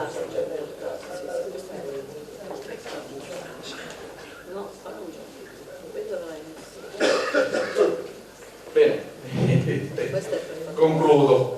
Praticamente se diciamo, il grande evento non viene seguito da una strategia di avvicinamento perché bisogna, noi ci siamo fermati a Palermo, ci siamo fermati veramente in maniera catastrofica, ci siamo fermati davanti alle Rosalie. Le Rosalie, sapete chi sono le Rosalie? Sono tutti gli abitanti dei centri storici di Palermo che hanno il marito in galera. Cioè indicare quello che era il mestiere delle Rosalie è assolutamente minimo. Dico, andate ad entrare nel cuore delle Rosalie e spiegate la primavera di Palermo, e lì ci fermavamo senza però moltissimi ambienti sociali insospettabili hanno risposto, e quando si decise di partire con la rete Orlando si trovò un substrato sociale già pronto. Cioè non possiamo, diciamo, senza aver preparato questo substrato sociale, pretendere che la città partecipi ai nostri convegni, alle nostre tematiche, che sono importanti, sono straordinarie. Ho ascoltato degli interventi di straordinaria correttezza e di straordinaria valore scientifico, ma si arriverà ad un punto in cui bisogna bussare alla porta del coinvolgimento sociale, e bisogna prepararlo questo coinvolgimento sociale, e bisogna prepararlo soprattutto nella parte più delicata, il coinvolgimento sociale delle classi più meno abbienti, che dovranno capire la grandezza, cioè le classi meno abbienti o le classi diciamo meno informate culturalmente, ecco, usiamo questa circonlocuzione elegante. Questa manifestazione passerà sulla loro testa in maniera, diciamo, inconsapevole. Dunque prepariamoli, e nel momento in cui busseremo sono sicuro che il consenso popolare ci premierà. Grazie per l'attenzione.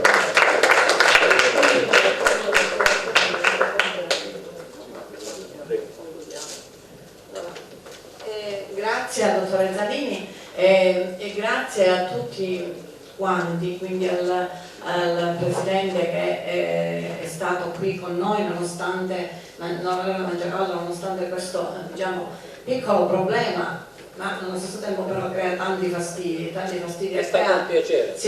Sicuramente diversamente non sarebbe venuto qua, non ci avrebbe dato questo piacere. A tutti i relatori abbiamo avuto modo di ringraziare il professore Busecca e così li cito semplicemente non in ordine per come diciamo, sono al tavolo della presidenza: il dottore Arrigoni, l'avvocato Taibbi, il dottore Salvatore Pezzino e anche il nostro dottore Franco Zanini, che devo dire anche in noi sta lasciando, così come Franco, le importanti relazioni ci lasceranno a tutti spunti di riflessione sicuramente sotto tanti punti di vista, che come sempre mi capita vado ad approfondire per conto mio, perché la bellezza poi sì, è bello stare organizzare, confrontarsi, però si hanno anche spunti di riflessione diciamo davvero importanti.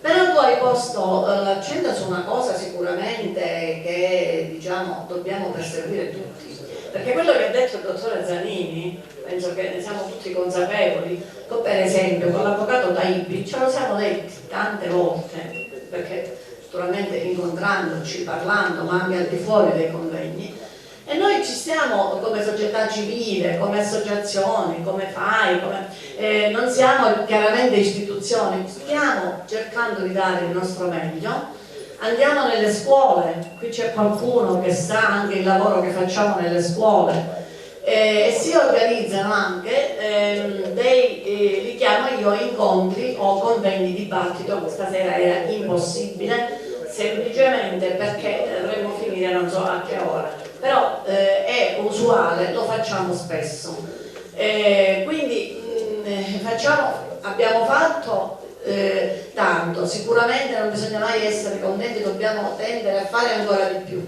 sicuramente, cioè siamo consapevoli.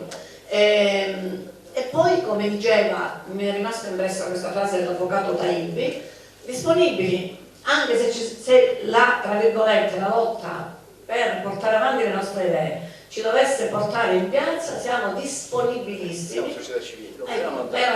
È quello appunto che è il messaggio che è veramente importante, che deve passare questa sera, per quanto mi riguarda, oltre alle cose meravigliose che abbiamo sentito, davvero non è piaggeria, ma dico, questa è una cosa, un messaggio importantissimo, una cosa che dobbiamo fare nostra per poterla poi, perché se noi le cose le facciamo nostre, in un modo o nell'altro le trasmettiamo agli altri. Grazie a tutti e grazie a TVA che trasmetterà poi in differita questa registrazione di questo incontro, e che quindi Arturo Cantella e Margherita della dottoressa Tugano e il dottor Arturo Cantella sono stati così anche pazienti per diciamo, il tempo che abbiamo impiegato in più rispetto al normale, e quindi grazie a tutti voi, grazie a tutti ancora.